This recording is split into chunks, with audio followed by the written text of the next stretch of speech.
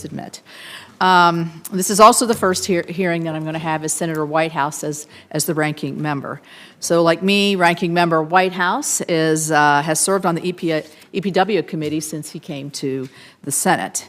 He is a passionate and vocal advocate on behalf of of Rhode Island, and he is of his constituents, and he's a great partner here on this committee in delivering legislative solutions for the American public. I'm proud of our previous efforts that we've worked together to move bipartisan legislation forward, such as laws to support carbon capture, utilization, and sequestration technology, as well as the ADVANCE Act, which we passed and worked together on several years, finally got it over the finish line last year, and it was signed into law in working to modernize the Nuclear Regulatory Commission. My partnership with Ranking Member Whitehouse on these issues reflect the broader tradition of this EPW committee. Quite honestly, we have some tough issues sometimes in here where we have strong disagreement, but we always want to find common ground. This committee has a strong legacy of working together to pass bipartisan legislation to improve our nation's infrastructure, invest in our water systems, and help clean up our environment. I look forward to continuing this strong bipartisan tradition as the chairman of the committee, working with the ranking member and all of our members to address critical issues within a jurisdiction of this Congress. This morning, we will hear from President Trump's nominee to lead the Environmental Protection Agency, former Congressman Lee Zeldin. Welcome. Congressman Zeldin has served our nation honorably in the U.S. Army, first on active duty and then in the Army Reserve. In 2014, Congressman Zeldin was elected to the House of Representatives, where he served the state of New York for 8 years. Throughout his tenure in the House of Representatives, Congressman Zeldin championed critical environmental policies that helped his Long Island district. He supported legislation to boost innovation for clean energy, technologies and policies that strengthened our nation's energy security. I enjoyed meeting Congressman Zeldin to hear about his experience and his vision for how he would prioritize the agency's work on the EPA as the EPA administrator. I believe the EPA must return to its core missions. The EPA also should better manage taxpayers' dollars by doing more with the vast funding that Congress provides. That means reducing, of course, bureaucratic red tape so the state agencies responsible for protecting our nation's air, land, and water can do so without Washington, D.C. getting into the way. Doing so will lead to those state agencies efficiently improving our drinking water systems and issuing relevant air, land, and water permits. It also means prioritizing the EPA's attention towards issues that will help Americans in their daily lives. When the EPA focuses on what it does best, it doesn't just benefit the environment, it benefits our economic growth. For example, the agency should prioritize cleaning up brownfields and Superfund sites to facilitate new economic development of those locations, many of those of which are located in rural and distressed areas. I look forward to hearing Congressman Zeldin's plan to build on the work initiated by the first Trump administration, including the EPA, which took the first step to address legacy PFAS contaminants. And as the agency fulfills its obligation under our nation's bedrock environmental laws, the administrator should also take into account the affordability and electric reliability. Recently, the organization responsible for ensuring grid reliability found that more than half of the United States could experience rolling blackouts in the next decade because of the lack of reliable power capacity. Areas at risk and shortages include New England, the Mid-Atlantic, California, the Midwest, and the Great Plains. The reliability risk is due to the projected retirement of dispatchable power plants, compiled with a 15% increase in electricity demand over the next decade. Critically, this demand cannot be met solely with intermittent energy generation. Spiking energy costs and rolling blackouts are an unacceptable fact if the U.S. is to continue as a global leader. Actions that policymakers and regulators take now will determine whether America can thrive in an era with a cleaner environment, energy abundance, lower costs, and economic prosperity, or face it with a path of scarcity, inflation, and stagnation. I support that first option I named and believe our nominee does as well. I have confidence that the EPA under Congressman Zeldin's leadership will focus on the EPA's core mission to protect human health and the environment while acknowledging the critical role the agency plays in our economic and international leadership. In doing so, the EPA can make great progress in addressing key environmental challenges consistent with the authorities that Congress has given the agency.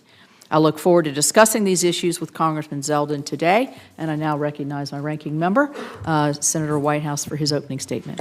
Thank you, Madam Chair. Three things. First, I'd like to let everyone know that I like the chairman. That's a good start. That's a good start. That's a good start. And in that context, I would like to present her as the new chairman this gavel. Oh, thank you. It was made in 1956 of wood from the old West Virginia State House. Oh, my God. Wow. By the McKinley Vocational High School in Wheeling, West Virginia. It was presented to the then governor of West Virginia, Hewlett Smith, who kept it upon his departure. He was term limited out, and that was significant for, among other reasons, that it opened the office to the chairman's father. It did. Archmore. Madam Chair. Thank you. May you bang it in good health. Very nice. Very nice, Thank you. Second, we have indeed worked well together. We have together successfully advanced nuclear energy reform. We have together successfully encouraged and expanded carbon capture. And the WRDA and highway bills present big bipartisan opportunities for more work together. I even hope together we can revive permitting reform. So there is plenty of good opportunity. And as I speak of bipartisan matters, let me also welcome Senator Curtis, our newly elected member of this committee on the Republican side. Last, I want to show everyone this map of my home state. The bright green parts are parts that are destined to flood permanently, underwater, lost to the sea in decades ahead. Congressman Zeldin will be familiar with this risk from his home, Suffolk County. Fossil fuel pollution is the cause of that. It will change the map of my state, and it will do us crippling economic damage. As I see it, we've been through three eras on climate. First was the era of science, and scientists, our headlights, did their job, predicting accurately what was going to happen. NASA scientists, academic scientists, IPCC scientists, Exxon scientists, they did their job. Next came the era of politics, where it was our job to heed the warnings of science and head off those dangers. We failed, badly, and for the worst of all reasons. We succumbed to a massive, deliberate campaign of lies and corruption by the polluters themselves. That failure ushers in now an era of consequences. Consequences we should have headed off, but didn't. It's beginning in creeping, seeping inflation as goods become harder to grow, produce, and ship in upended weather patterns. It's upon us already in forward-looking industries like insurance. Good luck with property insurance in Florida and California. The worst danger is systemic economic crashes. One, widely warned of in economic literature, is the carbon bubble, bursting when the international oil cartel or the massive government subsidies cease propping up fossil fuel, and stranded assets lose all value, and the resulting shock cascades into the global economy. The other, upon us already, is climate risk, making property insurance unaffordable or unavailable, which in turn makes mortgages unavailable, which in turn crashes property values. Remember this map. Before all that land went underwater, it would become uninsurable. And that's still water flooding. Throw in big storms, and there's a whole coastal uninsurability crisis looming. The chief economist for Freddie Mac predicted a coastal property values crash cascading through the economy like the 2008 Great Recession. And that coastal danger is now matched by western wildfire risk, like we're seeing right now in Los Angeles, launching the same insurance to mortgage to property values collapse. Let's be clear. We are in this perilous place because a campaign of lies and corruption and pollution delivered deliberately and at industrial scale by the fossil fuel industry was accomplished through an armada of paid front groups. And so we're clear, it's not just me warning of significant economic harms ahead. I will circulate to all colleagues, lucky you, this compendium of the published warnings for you and all of your staffs to review. This threat is real. If a sharp-eyed cabin boy on the Titanic had happened that night to see the iceberg ahead, you'd expect him to do whatever he could to fight his way to the captain's table in the fancy dining room and warn of the impending disaster. So please understand that map of my state and the sense of urgency that I feel. I am confident that the chairman would equal me in energy and determination for any similar dangers to her mountain state. And so it is through this lens of urgency that I approach this nomination hearing. President Trump has called climate change a hoax. While running for president, he met with fossil fuel industry executives and told them they should give him $1 billion in exchange for his reversing the rules that protect our air and water and limit the pollution that is driving climate change. And indeed, fossil fuel companies and executives lavished millions and millions of dollars on the Trump campaign and affiliated organizations. These special interests now expect a return on their political investment. They expect a reversal of the already limited protections we have for our air and water. And make no mistake, not only would reversing these protections harm our air, water, public health, and climate, doing so would also cost Americans money, as they would be forced to spend more to fuel their cars, to buy their groceries, to heat and cool their homes and businesses. That's money that would go directly from every hardworking American's wallet into the accounts of billionaire fossil fuel barons and giant oil companies. The question then for Mr. Zeldin here before us as President Trump's nominee to run the Environmental Protection Agency is simple. Will he follow the science and the economics and protect our air, water, and climate? Or will he merely be a rubber stamp for looters and polluters who are setting the Trump agenda? I must say that his role at polluter-funded organizations such as the America First Policy Institute and America First Works, his long list of Trump-affiliated consulting clients, and his anti-climate op-eds paid for by dark money organizations do not give me confidence that he will be an honest broker if confirmed to lead EPA. I really want this to work. That is how high the stakes are. I am not here trying to score points. I'm here trying to steer us away from what I see as a calamity ahead. I will therefore be watching closely today to see if Congressman Zeldin is able to differentiate himself in any substantive ways from the polluter agenda and the economic crashes likely to ensue. Thank you, Madam Chair. Here is to a productive relationship in this important committee. Thank you, Senator. Thank you for the gavel. That has great meaning to me, so I very much appreciate it. I'm actually from the northern part of the state, so where it was made, so thank you. I'm now going to turn to Senator Barrasso, who is going to be introducing Congressman Zeldin. Thank you very much, Chairman Capito, Ranking Member, White House, members of the committee. Thank you for allowing me to be here today to introduce Congressman Lee Zeldin, who has been nominated to be the administrator of the Environmental Protection Agency. The EPA is very important to Wyoming and to the nation. It's responsible for protecting our air, our water, and our communities. Americans deserve clean air and clean water.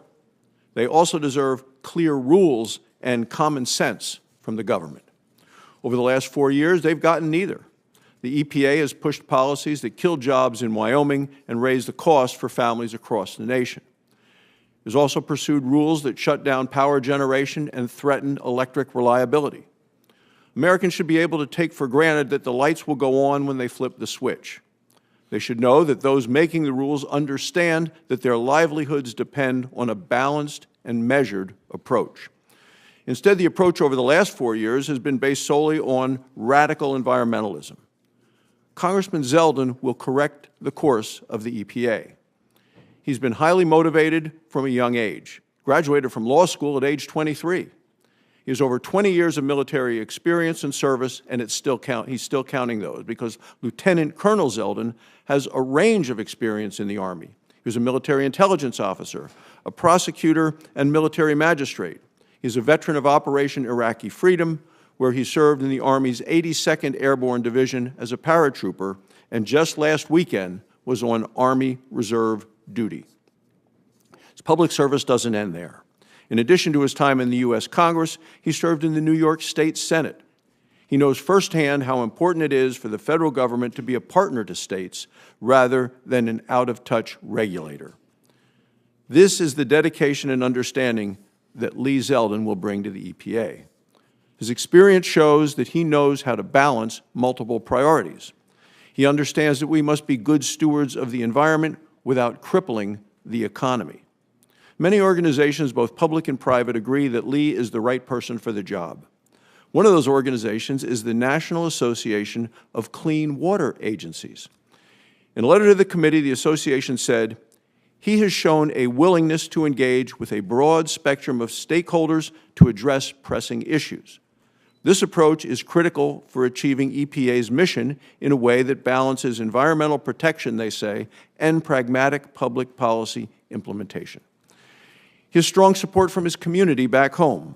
The Long Island Water Conference has said, quote, "We are offering our strong support for fellow Long Islander and New Yorker Lee Zeldin." They go on to say, "We believe that Mr. Zeldin's experience will provide a balanced approach to the regulatory process. This will ultimately," they say, "provide effective protection of public health and the environment." And reading this about a balanced approach reminded me, and Cynthia might have been there as a young girl, in 1963, John Kennedy, President of the United States, came to Wyoming. He came with Stuart Udall, who was his Secretary of Interior. It was a conservation tour of the West. Stuart Udall, the Interior Department is now, building is named after him, and his son Tom served with many of us on this very committee, sat right there where Senator Padilla is sitting right now.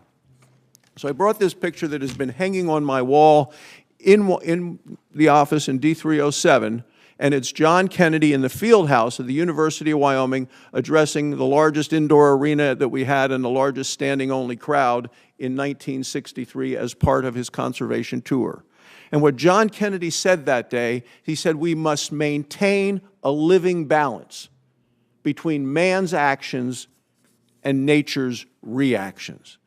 And that's the kind of job that I believe that Lee Zeldin is going to do for our nation at the EPA, maintain a living balance. So I share this organization, the Long Island Water Conference, their confidence that Lee Zeldin will lead the EPA in a more balanced and even-handed direction.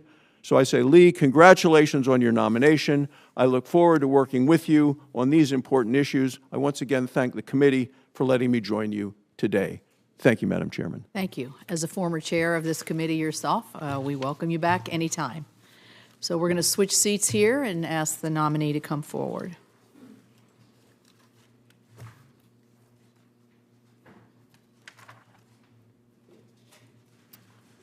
Yeah. Somebody needs to take this to get the sign.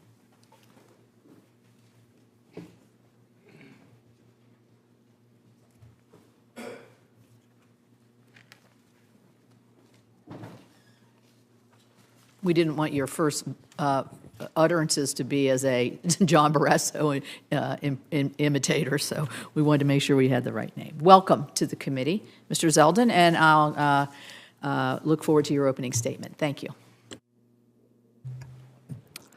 Thank you, Chairman Capito, Ranking Member Whitehouse, and all the distinguished members of this committee. It's been an honor to meet with all of you to learn more about your highest priorities. I look forward to working with all senators on this committee, on both sides of the aisle, to tackle the most pressing issues facing our country. I humbly sit before you nominated to serve as the 17th Administrator of the Environmental Protection Agency. The American people made their voices heard in November, giving President Trump a mandate to lead our nation to prosperity. I'm grateful that the President-elect is giving me the opportunity to lead the EPA at this critical time. Our mission is simple but essential: to protect human health and the environment. We must do everything in our power to harness the greatness of American innovation. with the greatness of American conservation and environmental stewardship. We must ensure we are protecting the environment while also protecting our economy. Throughout my life, I've been privileged to hold such titles as congressman and state senator and lieutenant colonel, but none has meant more to me than husband, son, and father. While one of my identical twin daughters, Ariana, is now back at college, I'm excited to be joined here today by my wife, Diana, and our daughter, Michaela, as well as my mother, Meryl. The American people need leaders who can find common ground to solve the urgent issues we face. I want my daughters, your loved ones, and every child across our country to thrive in a world with clean air, clean water, and boundless opportunity. If confirmed, I pledge to enthusiastically uphold the EPA's mission. I will foster a collaborative culture within the agency, supporting career staff who have dedicated themselves to this mission. I strongly believe we have a moral responsibility to be good stewards of our environment for generations to come. It's been so motivating to see the tremendous talent stepping up to serve in the EPA. I couldn't be more excited to partner with our EPA team nationwide to exceptionally serve the American public. I had the honor of working with many of you when I represented New York's 1st Congressional District. My district on the eastern end of Long Island was unique in that it was almost completely surrounded by water. My constituents took environmental issues very seriously, and I developed a record in Congress fighting hard and with great success advancing their local priorities. I worked across party lines to preserve the Long Island Sound and Plum Island. I supported key legislation that became historic bipartisan success stories, like the Great American Outdoors Act and Senator Sullivan and Whitehouse's Save Our Seas Act to clean up plastics from our oceans. Whether it was leading the fight for Sea Grant, combating PFAS in drinking water, voting for the Lautenberg Chemical Safety Act, or supporting clean energy projects on Long Island, I was proud to do my part to secure these environmental victories. Georgetown University and the Lugar Center consistently ranked me one of the most bipartisan members of Congress, and to that end, I joined the Bipartisan Climate Solutions Caucus to focus on tackling the challenges of a changing climate. If confirmed, I want to work with all of you to address the unique environmental issues facing your state. Not only do I want to partner with you, I want to learn from you. I ask you all what a former administrator asked a great chairman of this committee from my home state, Senator Daniel Patrick Moynihan. What advice would you give me as I undertake to lead EPA? I look forward to having this discussion with each of you. The EPA must be better stewards of tax dollars, honor cooperative federalism, and be transparent and accountable to Congress and the public. The American people elected President Trump last November, in part due to serious concerns about upward economic mobility and their struggle to make ends meet. Too many of our fellow Americans are trapped in poverty and desperate for a whole-of-government approach to give them a hand up. We can and we must protect our precious environment without suffocating the economy. A big part of this will require building private sector collaboration to promote common sense, smart regulation that will allow American innovation to continue to lead the world. If confirmed, under the EPA, with my leadership, we will prioritize compliance as much as possible. I believe in the rule of law, and I want to work with people to ensure they do their part to protect our environment. Success is defined for many, including me, as leaving this world better than we found it. I want every child in this nation, including my daughters and your children, to inherit a world with clean air, clean water, and a thriving economy. This mission must transcend politics, and I look forward to working with all of you to achieve it. I thank you, Chairman Capito, Ranking Member Whitehouse, and all the members of this committee. I'm eager to answer your questions and discuss the issues facing your constituents. Thank you. We're now ready to begin with the questioning portion for our witness. Senator Whitehouse and I have agreed to have 2 rounds of 5 minutes for questioning. So let's try to keep our first questions within the 5 minutes if, in respect for everybody's time. To begin, this committee has 3 standing yes or no questions that it asks all nominees who appear before the committee. So I want to ask you these 3 questions. Do you agree, if confirmed, to appear before this committee or designated members of this committee and other appropriate committees of this Congress to provide information subject to appropriate and necessary security protections with respect to your responsibilities? Yes. Do you agree to ensure that testimony, briefings, documents, and electronic and other forms of communications of information are provided to this committee and its staff and other appropriate committees in a timely manner? Yes. Thank you. Finally, do you know of any matters which you may or may not have disclosed that may place you in a conflict of interest if you are confirmed? No. Thank you. All right. Well, I will begin questioning, and then I'll go to the ranking member. In my opening statement, I talked about reliability issues and affordability issues as we see the face the future here. During the last 4 years, the EPA issued a number of rules, and numbers of rules, including the Clean Power Plan 2.0, which was intentionally designed to impose massive new costs on reliable coal-fired and natural gas plants in a deliberate effort to shut these plants down. Unsurprisingly, over this same period of time, the cost of energy skyrocketed 23% over the last 4 years. Now, our nation's electric reliability experts, the North American Electric Reliability Corporation, forecasts over half of the United States could face potential electrical shortages and blackouts in the next decade. This is a dire situation on the reliability. This demand is driven by our onshoring of our manufacturing and powering data centers and other things to win the artificial intelligence race. Congressman Zeldin, as you oversee and implement the EPA's statutory obligations to protect public health and the environment, will you also ensure that the agency takes into account the electric reliability and energy affordability impacts on businesses and American families that needed to keep their lights on and to heat their homes? Yes, absolutely. What is your vision for fulfilling the EPA's statutory mission, particularly in the context of getting the agency reoriented back to the basics of protecting communities from air, water, and chemical pollutions and cleaning up contaminated sites? What ideas do you have as moving forward? Chairman, it's important that the EPA is honoring our obligations under the law, fulfilling the historic landmark laws that are on the books, like the Clean Air Act, the Clean Water Act, the Safe Drinking Water Act. It's important that the EPA is accountable and transparent to all of you here on this committee.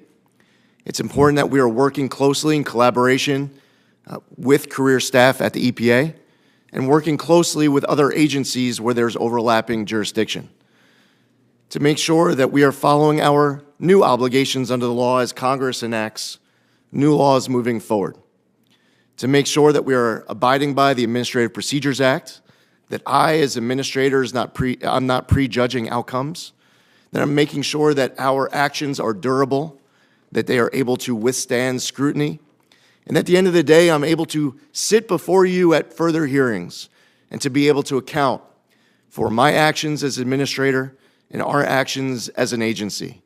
I look forward to working with all of you in order to make sure that Congress's intent is filled, that we also honor the Loper-Bright decision that was just issued by the Supreme Court to make sure that it is, in fact, Congress's intent that is being implemented, and it's not us as an agency filling in any gaps however we might see fit.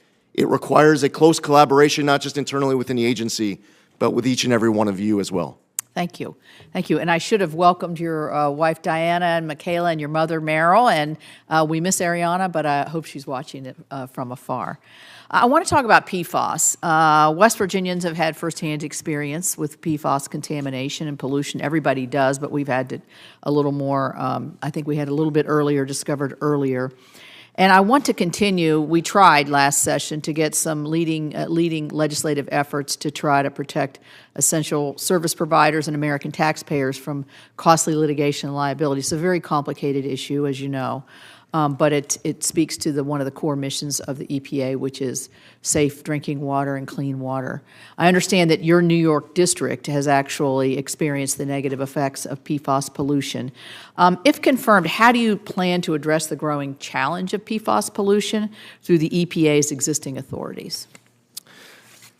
Chairman, when I was in the House, I was a member of the PFAS Task Force, also voted for the PFAS Action Act. EPA has an important responsibility to make sure that our obligations are implemented correctly. That is something that through our enforcement and compliance, we have to ensure that we are moving the needle all across this entire country. There are cleanup projects, large and small, across America where many Americans have been waiting decades, generations for that leadership and that action. So working with all of you to deal with these issues in your home state is something that will be top priority of mine. Thank you. I'll turn it over to the ranking member.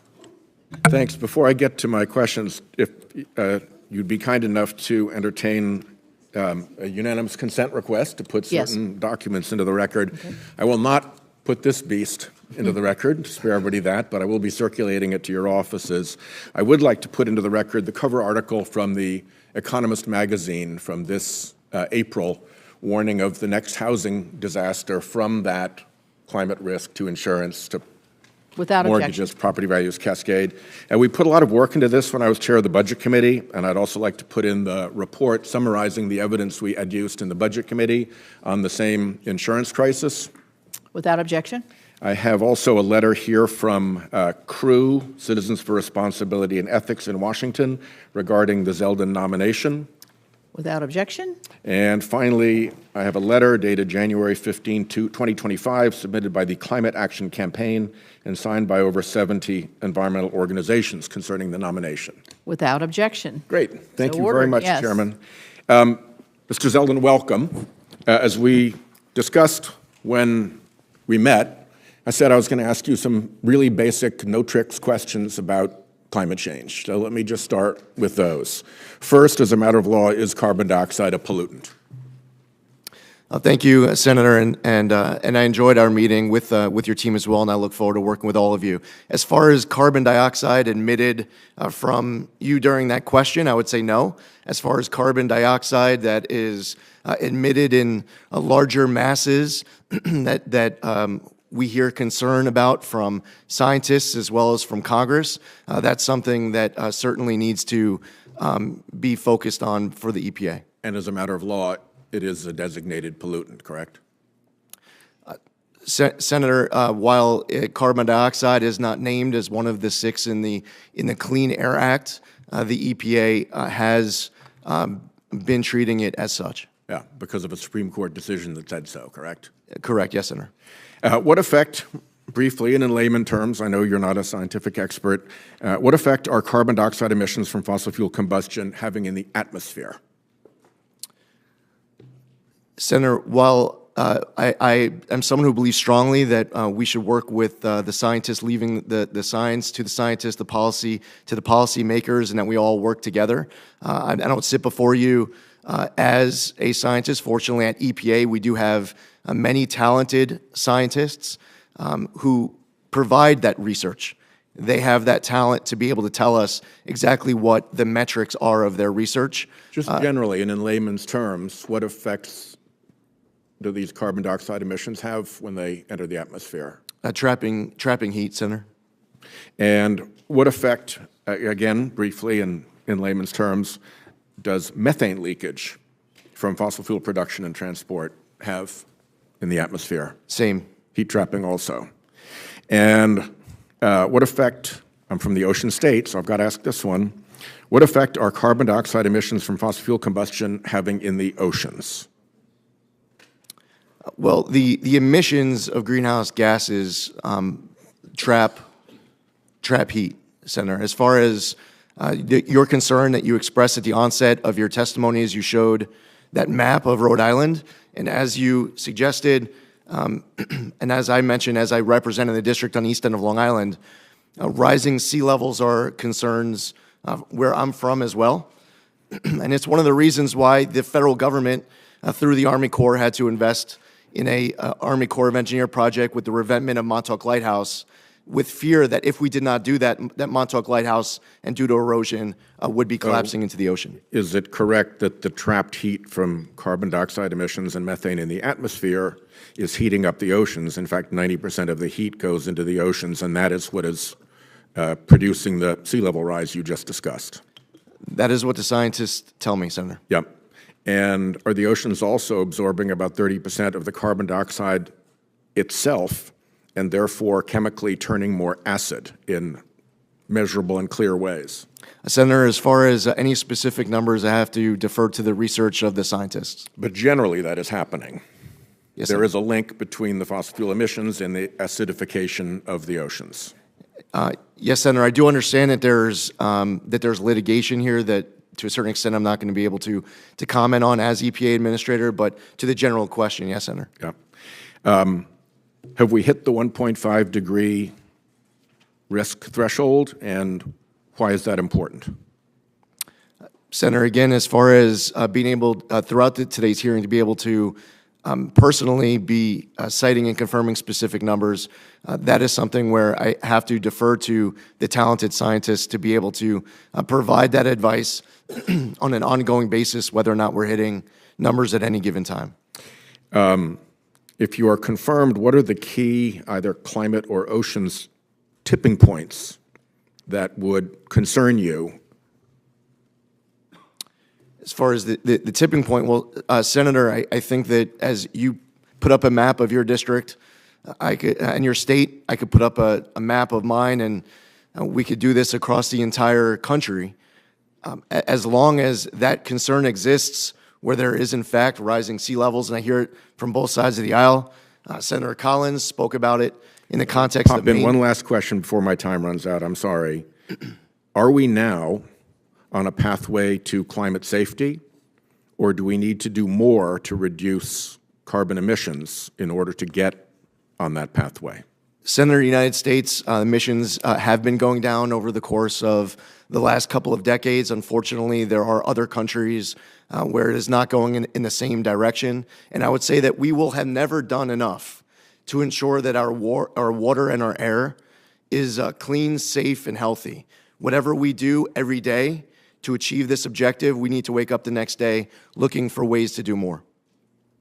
Thank you. Yes. Let me just explain to the committee, since this is my first rodeo here, what we're going to do is whoever's here at the gavel, we will then put you in line for questioning according to seniority on the dais, and then as you come in, if you come in after I gavel down, you will be placed in line for questions. Certainly, if people need adjustments, we're willing to look at that, but that's going to be the tradition of the committee that we've agreed on. So we'll go to Senator Kramer. Thank you, Chair Capito and Ranking Member Whitehouse. Congratulations to both of you for assuming these important leadership roles, and congratulations to you as well. My former colleague in the House, Mr. Zeldin, thanks for stepping in the gap and taking on this big challenge. I know that Chair Capito has already talked a little bit about what is a really, really important issue for me, and I think for a lot of us, obviously, and that is an appropriate cooperative federalism role between the state and federal governments. And there's a lot of opportunity to do that the right way, and a lot of opportunity to do it the wrong way at the EPA. So I'm going to point to one specific case that I think you're probably familiar with, and that's, of course, the waters of the United States. And you're no doubt aware of that legal, what I call fiasco, surrounding the definition of what constitutes waters of the United States. This has been litigation ping pong for a long time. And so the first question is a simple one. Mr. Zeldin, when you read the Sackett decision authored by Justice Alito, would you describe it as prescriptive or ambiguous as it comes to the definition of a federally jurisdictional water? It was clear and prescriptive. It was. When the decision was issued, The Biden administration officials even told me that the direction from the Supreme Court was clear, that they didn't leave a lot of ambiguity. And here's one portion that I wanted to chat with you about, because I believe it's particularly instructive should you be confirmed. Quote, finally, it is also instructive that the Clean Water Act expressly protects the primary responsibility and rights of states to prevent, reduce, and eliminate pollution, and to plan the development and use of land and water resources. It is hard to see how the state's role in regulating water resources would remain primary if the EPA had jurisdiction over anything defined by the presence of water, unquote. Now, I was tempted to bring the poster, but in previous definitions, as they've gone back and forth, there's one that Sackett was based on, actually, or that would be relevant to Sackett, where the entire state of North Dakota was basically a federal wetland. We're a semi-arid state with badlands and big prairies. Should you be confirmed, it would be really good if the administrator took this decision and the legislative history behind it and start a rulemaking process post-Sackett with the assumption that states have primacy and primary responsibility for water within their states, not the federal government. How do you intend to sort of approach that? Because this post-Sackett WOTUS definition is going to be really, really important. Yes, Senator. With any rulemaking, as you know, I'm not allowed to prejudge outcomes going in. And it's important that corners aren't cut where durability is sacrificed. Laws are written by Congress, and there are cases that have come out from the Supreme Court that provide the EPA with clear guidance on how we must do our job under the law. It is important that when you're going back to your home state and you're speaking to your farmers, that you are able to, with confidence, be able to explain to them that the federal government is doing our part so that they can define what waters of the U.S. are without them having to go hire an attorney or someone else, pay a lot of money to ensure compliance. So I will make sure that I'm doing my part, that the EPA is honoring the decision of Sackett and any future laws to come out of Congress. That is my commitment to you. And I know that was important when I met with Senator Sullivan as he was speaking about Alaska and wetlands and so many other people on this committee. So I look forward to working with you on that. That great answer. I appreciate that very much. One of the things that concerns me is when I've heard, in realizing, with regard to WOTUS, you have two agencies that get involved, the permitting side at the Corps of Engineers and the EPA rulemaking. But one of the things in terms of a durable rule that I heard from some from the previous administration or the current administration was that, well, we're going to create a durable rule. And I think the way to do that is to make sure that while we recognize the law is clear now, the definition's clear, all you have to do is seek a jurisdictional determination from us, the Almighty, and then we'll tell you whether your land meets that definition or not, to which I say, you don't put a police officer on every car. Can we presume that in the very obvious, simple cases that the landowner or the developer already knows the law and doesn't need to seek permission to do what they want to do? Unfortunately, we face a reality where many farmers don't know whether or not their land, not just farmers, obviously, but a lot of people don't know whether or not their land has waters of the U.S. on it. And I would say that that is a failure on the part of the federal government.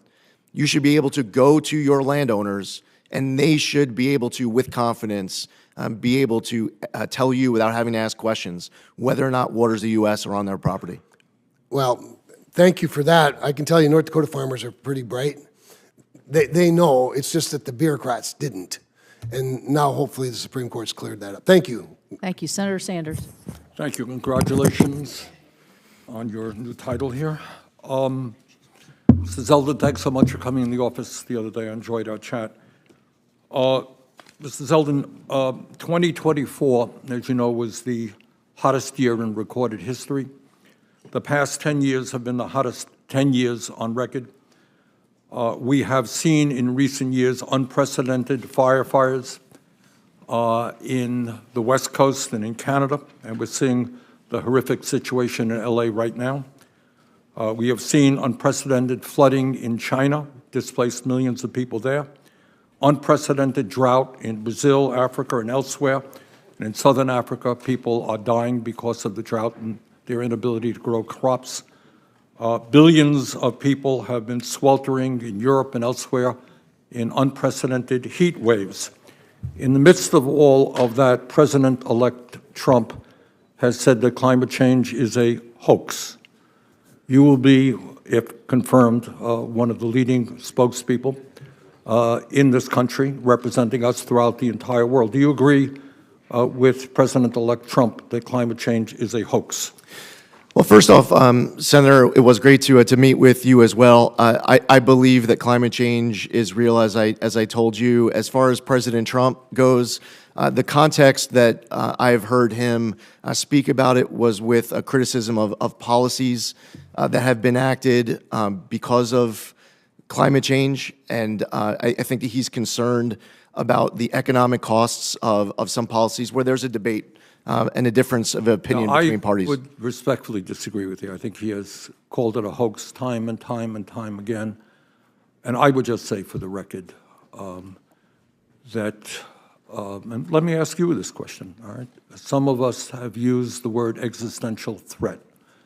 What we're seeing in LA right now is apocalyptic, and the other terrible weather disturbances, whether in the Midwest of this country, whether in many states that are represented right here, unprecedented floods in my small state of Vermont. We've been hit over and over again in recent years. Our state capital, Montpelier, was underwater recently in a way that we have not seen. Would you describe climate change as an existential threat, meaning that there must be an urgency to get our act together, to address it? Senator, we must, with urgency, be addressing these issues. And today, as we talk about any way at all that the EPA can do its part to make sure that our air and water are cleaner, healthier, Staying on and the safer. one, look, EPA has enormous responsibilities over an enormous number of areas.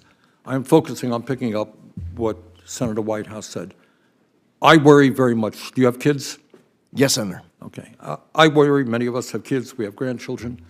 This is serious stuff. This is beyond politics, my friends. This is the future of humanity.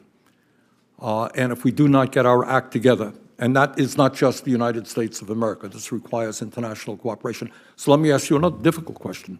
If tomorrow, magically, the United States Congress did all of the right things, that would not be enough. Climate change is a global crisis. It requires the cooperation of China, Russia, Europe, Latin America, etc. Are you prepared to represent the United States aggressively with some of your colleagues in reaching out to countries all over the world to cut carbon emissions? Senator, it's very important for I, as administrator of EPA, whether traveling to the G7 or the G20 or elsewhere, to be reaching out to these other countries to make sure that there is a pressure on other nations to do their part as well. And it is my job to stay up at night, to lose sleep at night, to make sure that we are making our air and our water cleaner. All right. I know it's fashionable to be beating up on China. It's good politics. They are now the major carbon polluter in the world. We have historically had that role. We're now number 2. We're not going to solve this crisis without working with China. Are you and hopefully your colleagues, if you are confirmed, prepared to work with China to try to lower carbon emissions? Senator, on many different issues, it is important not just to be working with nations that we are the strongest aligned with, but to also be in communication with and engaged in dialogue with countries that might be considered competitors and also our greatest adversaries. And right now, China is an adversary in many respects. Okay. I, as part of the IRA, had a provision in there for, I believe, $7 billion to lower electric bills for working-class people all over this country by helping them install solar panels on their roof. We did it, my wife and I did it in our house. Our electric bill went down by 80%. Problem is many working-class, lower-income people can't afford the initial cost to install the solar panels. That's what this bill does. Can I have your word right now that you will work with me to make sure that that Solar for All program is rapidly and effectively implemented all over the country? Senator, it is my obligation on this and every other law enacted by Congress that I will follow my obligations under the law. And when it comes to spending money, it is important that I have the ability to sit before you and account for every dollar that's being spent by the EPA. So I know that this is an important priority of you, and solar power. Sorry. That's okay. Almost saved by the bell. That was the fossil fuel industry. I look forward to working with you on this, Senator. Thank you, Madam Chair. Thank you very much. Thank you. Senator Curtis. Thank you. And before I begin, just a big thanks to all my colleagues on the committee, Madam Chair, Mr. Ranking Member, and all my colleagues. Really look forward to working with you on this committee, and I'm very excited to be part of this. Mr. Zeldin, I'm from Utah. In Utah, we're pretty proud of our beauty, of our natural resources. It really would be hard to find a more spectacular place in the United States. Everything from 5 national parks, arches and monuments and ski resorts. And I think because of that, Utahns have this inherent desire to take care of it, to leave it better than we found it, to make sure that we're not polluting. I can find total agreement in Utah that less pollution is better than more pollution, less emissions is better than more emissions, and that we want to leave the earth better than we found it. And you and I had the benefit of working together in the House. And I just want to use this opportunity to thank you for your support of my work in talking about climate, talking about some of these issues that are being addressed this morning. And I just, for all my colleagues who didn't see us work together in the House, I just want to emphasize how helpful you were getting Republicans talking about climate and dealing with some of these serious issues. I don't know if you want to comment on that or have any thoughts on that. Well, Senator, congratulations. I'm looking forward to serving with you in this new capacity, and I enjoyed our work together. I would say that there's a lot that should unite Republicans and Democrats, conservatives and liberals as it relates to the environment. I represented a district where people who are conservative Republicans would be able to unite with people who identify as more liberal Democrats to focus on making our environment better. That type of work together, that common ground, is what the American public are desperate for. They are looking for us to be able to find pragmatic, common sense solutions to be able to represent their interests here in D.C. Yeah, and I'll just double down. My experience is you're the right person to do that, and I appreciate your efforts.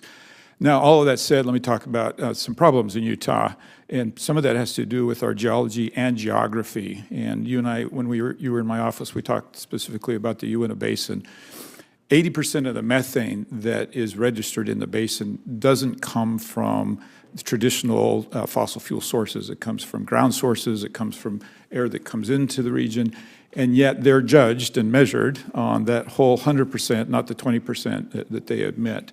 Our geography also surrounds us with mountains. We like to call them real mountains as opposed to the hills that we have on the East Coast. And that traps in. Wow. Good way to start on the committee. I'm from the mountain state.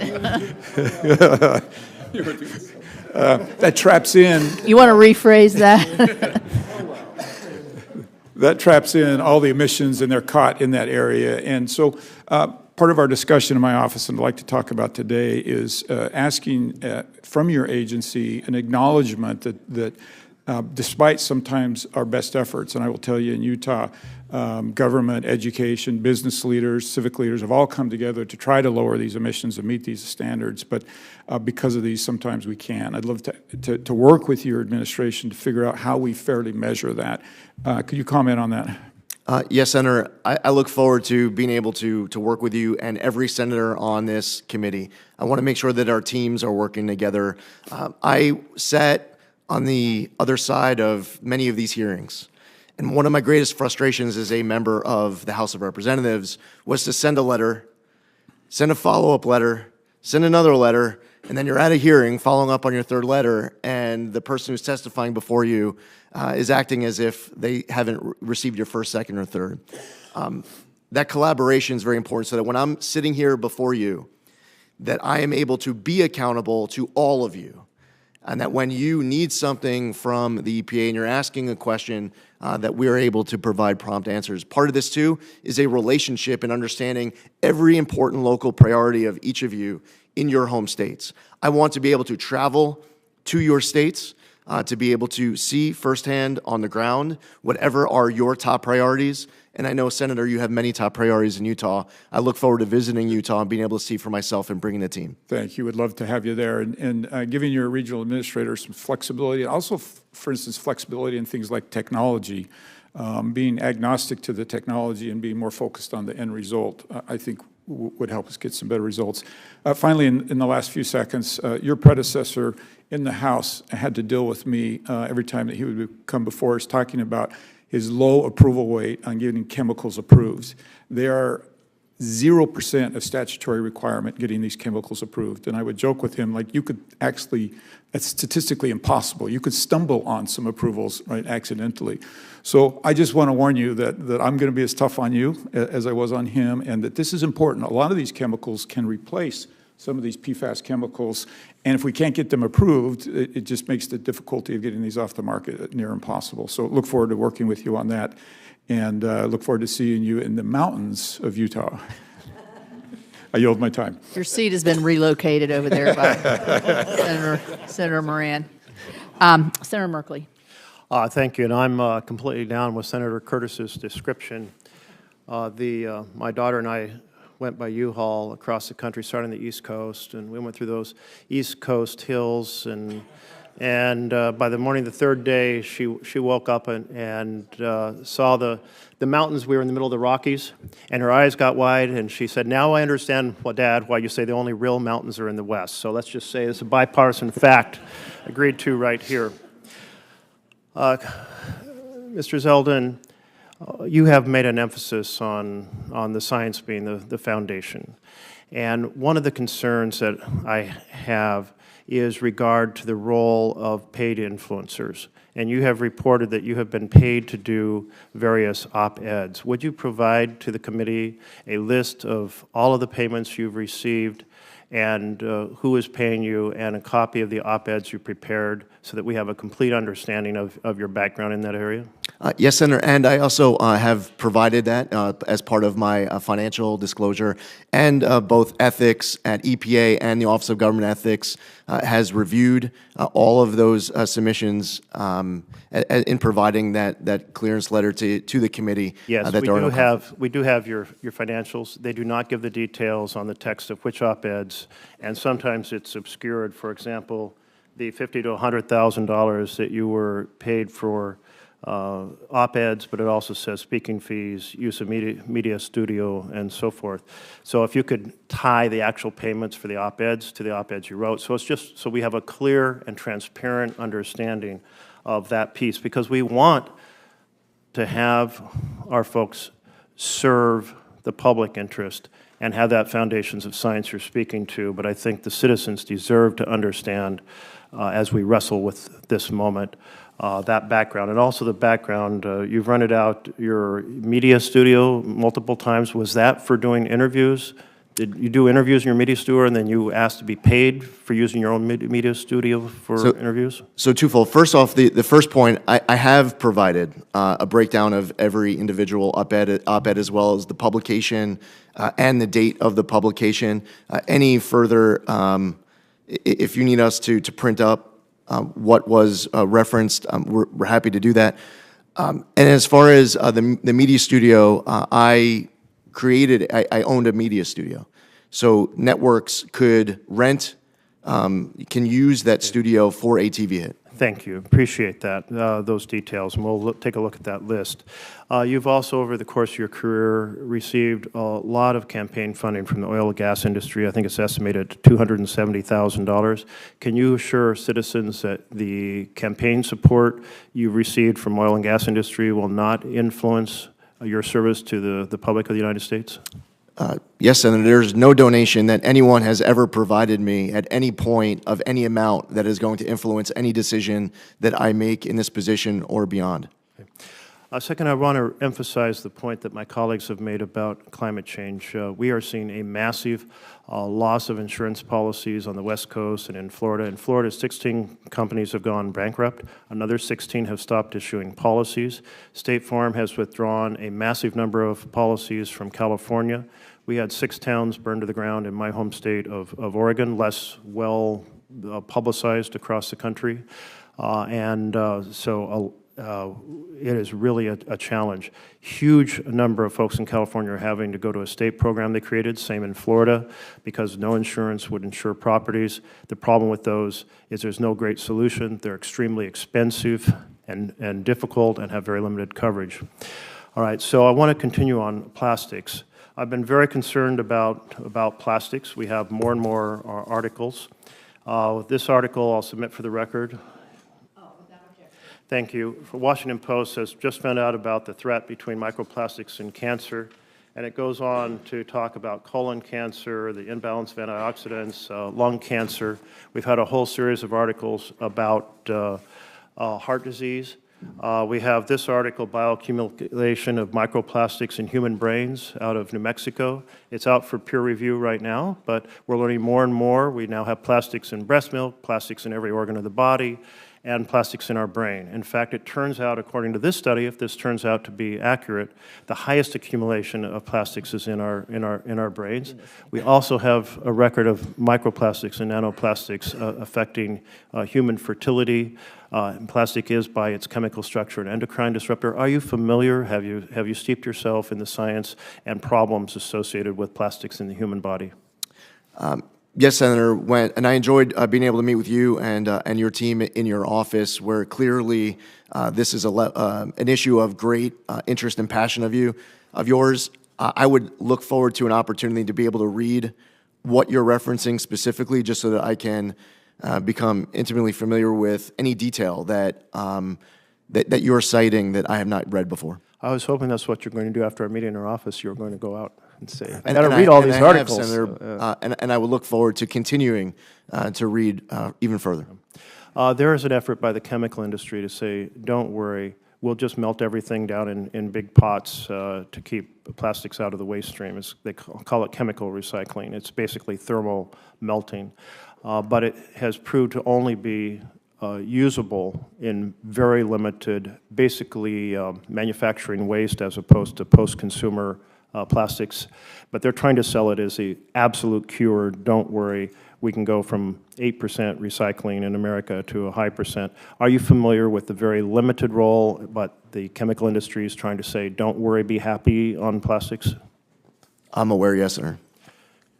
Do you understand, and have you made yourself knowledgeable of the inaccuracies that are being publicized about this thermal strategy?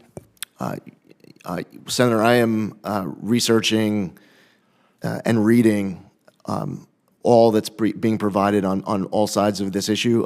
Going back to my time in the House, I advocated to clean up our waterways around my district, and as I cited in my opening, the bipartisan work between Senator Whitehouse and Senator Sullivan on Save Our Seas and Save Our Seas 2.0 should be a model to be followed of bipartisanship to go even further.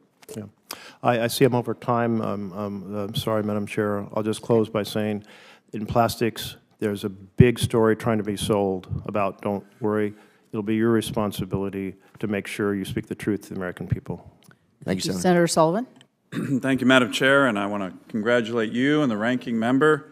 It's a great committee for our new members. We get a lot of things done here, usually very bipartisan. We have some differences, but that's okay. Mr. Zeldin, it was great meeting with you. Congratulations to your family as well, and thanks for your service. It's not always easy, we know. You know, Alaska, we love our clean water, clean air. We think we don't think, we know we have some of the cleanest air and water in the world. We're proud of that.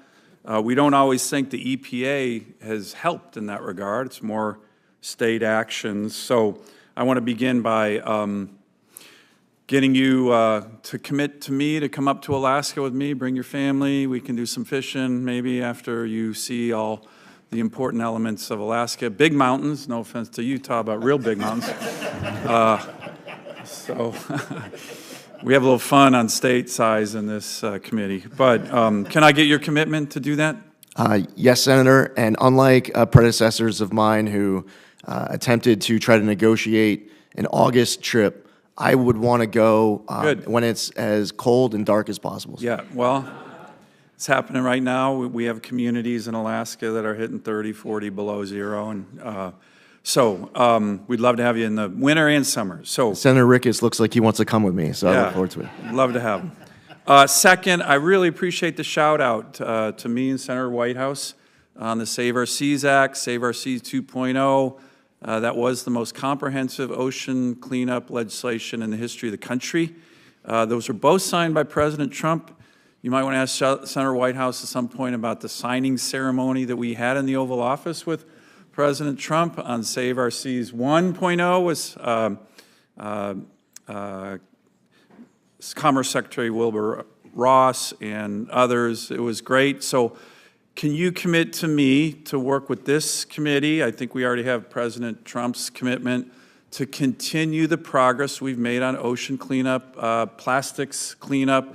It's good bipartisan work. The Trump administration and the president himself is very committed, and so are we. And we're already working on 3.0. We got to focus on the implementation of SOS 2.0, though.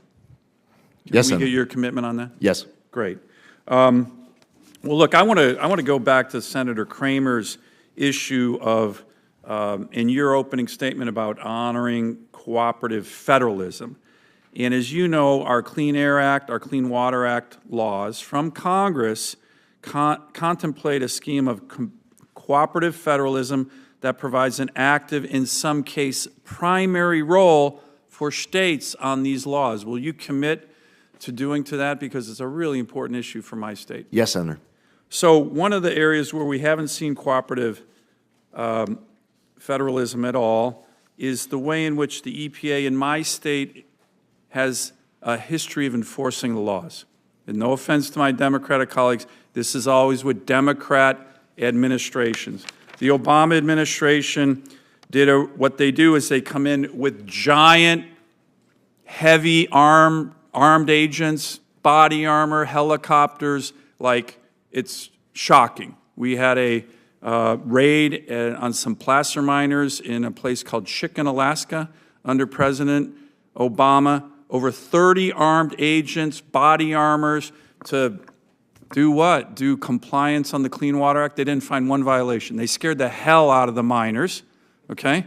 Then, not to be outdone, the Biden administration has done these raids on small mechanic shops in Alaska. They bring up EPA agents from all over the country, 30 armed agents kicking in doors in mechanic shops in Alaska. By the way, my state believes in the Second Amendment. Most of my state is armed. This is very dangerous because some of these agents could get shot when they're coming in. So what's happened is you don't have cooperative federalism. You have rogue EPA agents who are going to enforcement before they talk about compliance. On any of these issues, they could have gone to these mechanic shops. They could have gone to the miners saying, hey, we think you may be violating the Clean Water Act. Can you work with us? No. These guys come. They had 40 agents, all of them armed, raiding these mechanic shops. It is just an outrage. Can I get your commitment to focus on compliance rather than jumping to armed enforcement? And secondly, look, I believe in an armed citizenry. I believe in the Second Amendment. I don't believe in an armed bureaucracy. The EPA is a SWAT team. Do you believe the EPA should even have armed agents? When they go into places, they can just have the local police or local state troopers. You got these guys out of control in Alaska, and it is dangerous. And the current EPA administrator, I sent him letters on this. He didn't answer me. Someone's going to get hurt. Can I get your commitment to focus on compliance, civil compliance, as opposed to kicking in doors with body armor, assault rifles, helicopters? It's crazy, and it's really outrageous, and It happens under Democrats, not President Trump, Democrats. Senator, it is outrageous, the story that you told and Senator Murkowski shared with me as well with regards to Chicken, Alaska. It led me, as somebody who's going through this transition, to be asking questions as to how did that even get authorized, who signs off on it, what is the standards that need to be met in order to even say yes to an operation like that? With 30 agents from EPA agents from all over America came up to raid a mechanic shop, a small business that I think there was 8 guys who owned it. They were National Guard guys, great Alaskans. Can I get your commitment on that and to work with me? And do you think the EPA should be armed? I don't. Senator, if something requires an enforcement action on a prosecutorial front, that is working with the Department of Justice. Congress has enacted laws where enforcement is part of the effort. On the compliance front, there are people and entities owning property where there is mitigation that needs to happen and where they want to work with the government to mitigate that situation on their property. We should be working with them to make that happen. Great. All right, Thank thanks. you. Senator Kelly, thank you. Thank you, Madam Chair. Mr. Zeldin, congratulations on your nomination, and thanks for coming by my office a couple weeks ago. As we discussed, Arizona has some unique challenges that we need some help from EPA leadership on, and we need to work with you as a collaborative partner to help us address some specific air quality and water quality challenges that we're facing, and to do this in a way that does not disrupt our state's growth. We're a rapidly growing state. So let's start with air quality. As we discussed, Maricopa County, which is Phoenix, half the population of the state, is in non-attainment under the Clean Air Act for ground-level ozone pollution. Now, under the Clean Air Act, the way the law assumes air quality can be improved is by reducing emissions from stationary sources of emissions, like big manufacturing. Might make sense in some parts of the country, certainly in more industrialized areas, you know, the Rust Belt, the East Coast, but it doesn't make sense in Phoenix. And the reason is we're a really young state, and we don't have a history of this heavy manufacturing. And manufacturing, by the way, is not the source of our air quality challenges in Maricopa County.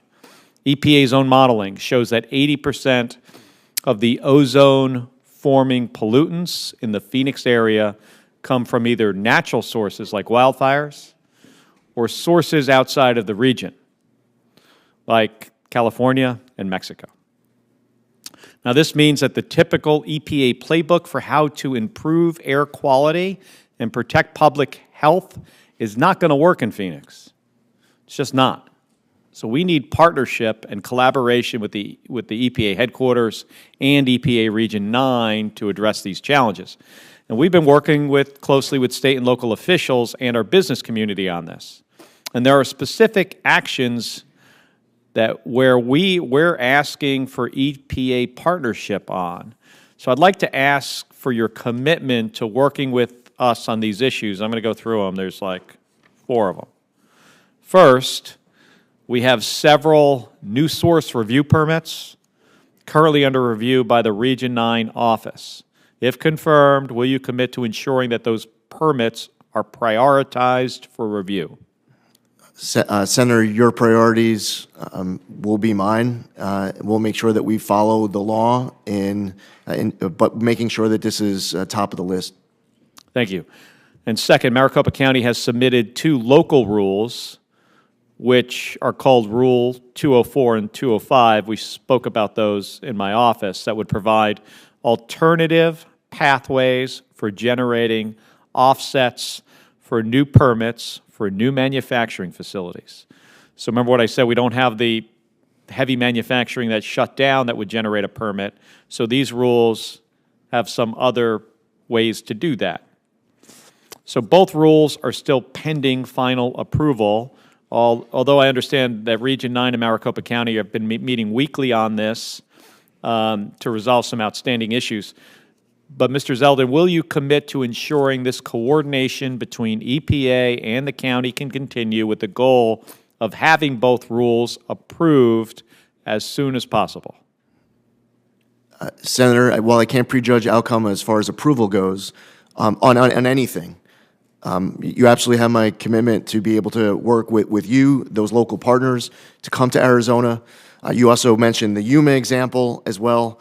And as you pointed out, you come from a state where, in a place like Maricopa, you don't have a lot of these sites shutting down. You have more coming in, which is a good problem to have in one way, but you definitely need that partnership with EPA. Yeah, it's challenging in the other way. Right. And that's what we've got to figure out. Third, as I noted, we're still trying to understand the long-term reasons our air quality is getting worse and how to resolve that challenge.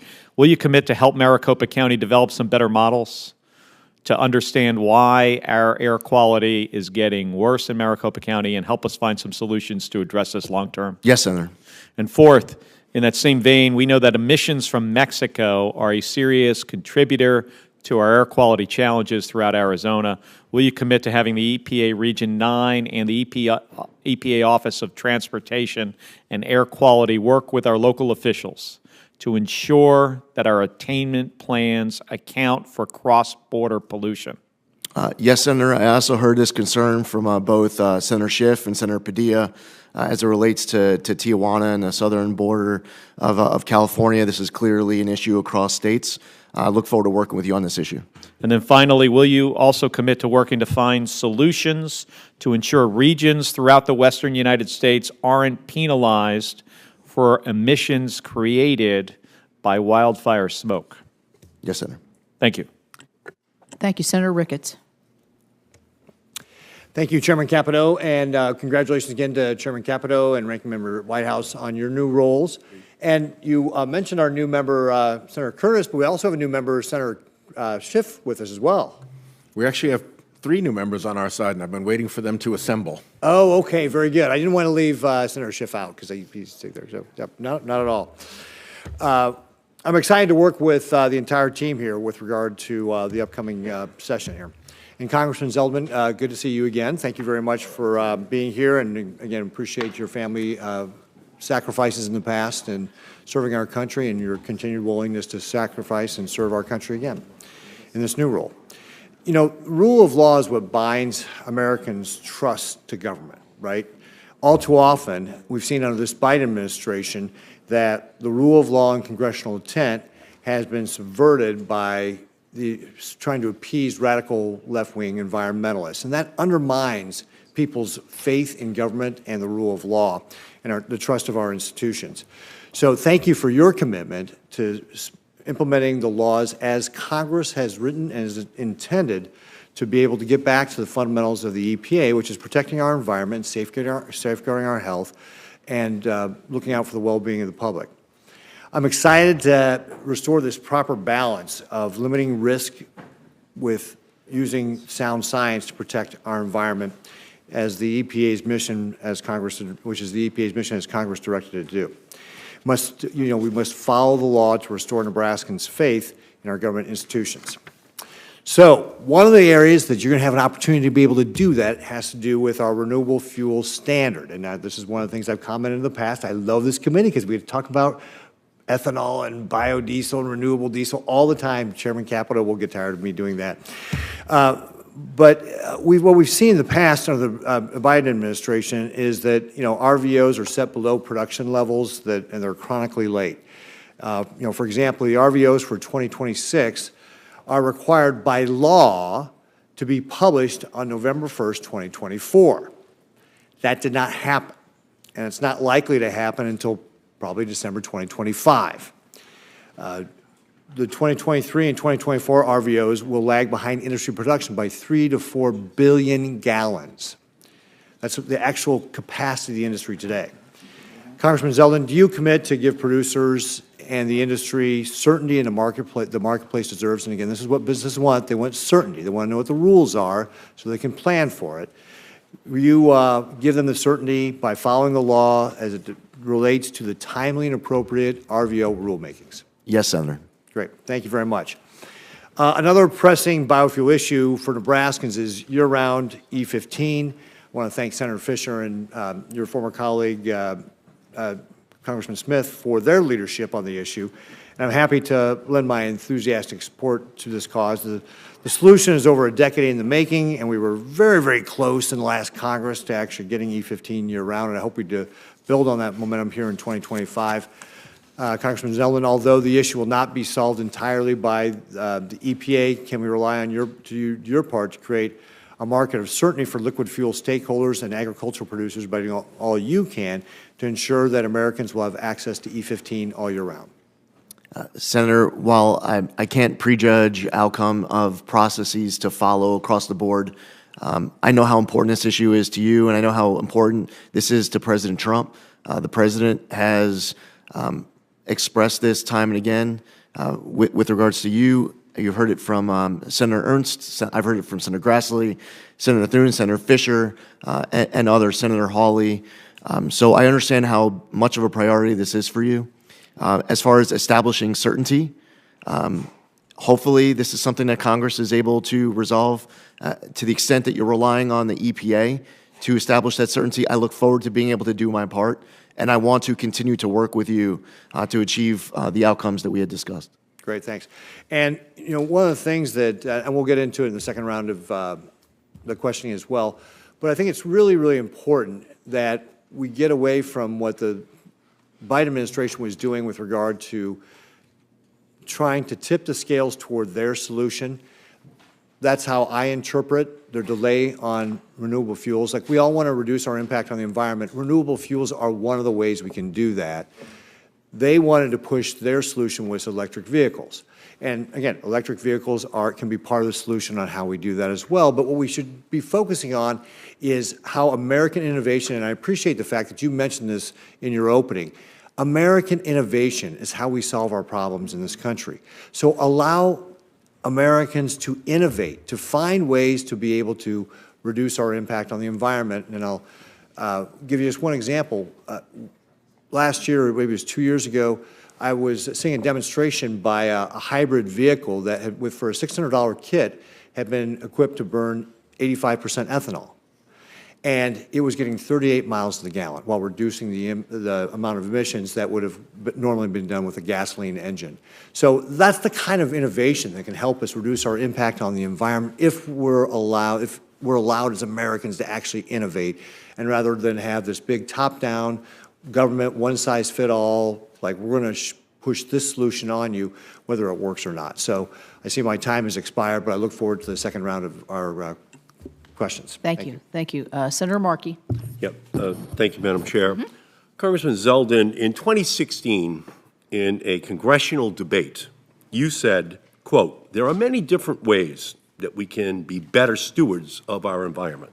The key is to reduce our reliance on fossil fuels, to become more environmentally friendly, and to pursue clean and green energy." Do you still believe, Mr. Zeldin, that it's our job to reduce our reliance on fossil fuels? Ideally, Senator, to the extent that, first off, I support all of the above energy. No, I didn't ask you that. I said, do you believe it's imperative that we, using your words, reduce our reliance on fossil fuels? Do you still believe that? In considering all factors, in an ideal world, we would be able to pursue always the cleanest, greenest energy sources possible. Well, I'm not hearing you say that you agree with Lee Zeldin in 2016. So that means that we're in a completely different context than for your nomination hearing. Do you see the fires in LA right now? Did you see the storms ripple through Georgia and through North Carolina?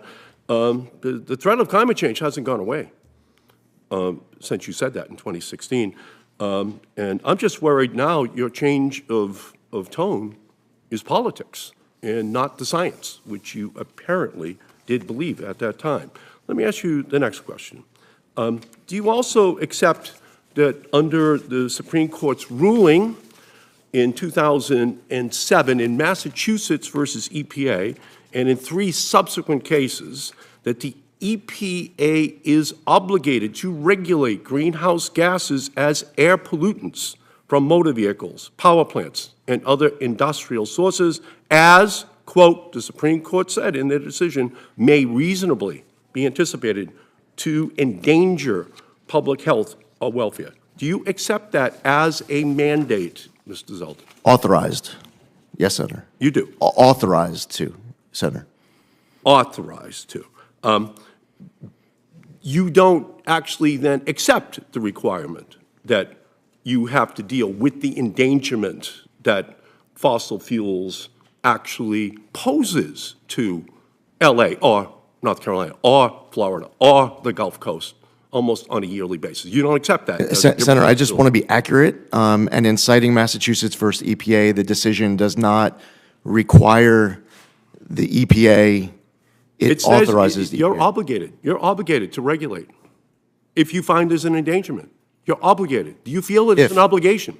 Yeah, but it doesn't say that you are obligated to, and that's it. There are steps that the EPA would have to take in order for an obligation to be created. I'm just going off the actual text. Right. Of Well, the Supreme again, Court legislation. do you think we're in danger in LA? Do you think the people in North Carolina and the Gulf Coast were in danger?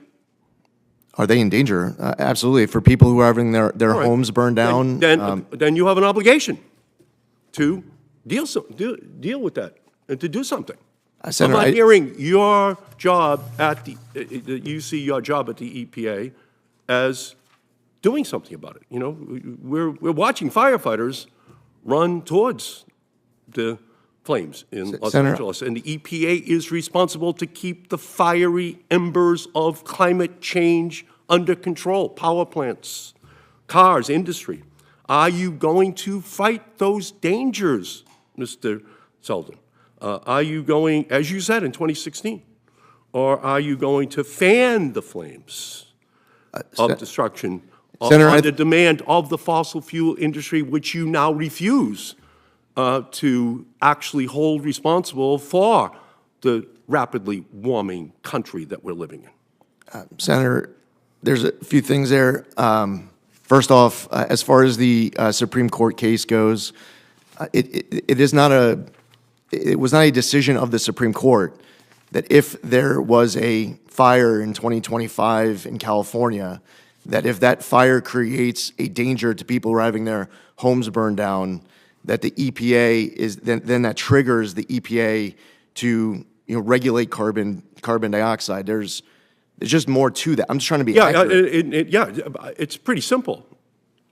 It says the EPA is supposed to be the environmental watchdog and not a fossil fuel lapdog. That's what it says. But it doesn't actually say that, Senator. It's supposed to have families be able to sleep at night knowing their air is clean and the water is safe and their future is protected. And it just should not leave people up at night wondering if they are going to have danger that comes into their family's existence because of polluters. That's the job. And between 2016 and today, something has happened that you're not willing to just come right out and say that fossil fuels is the central culprit that has been ultimately created by human beings that the EPA's job has as a responsibility to reduce.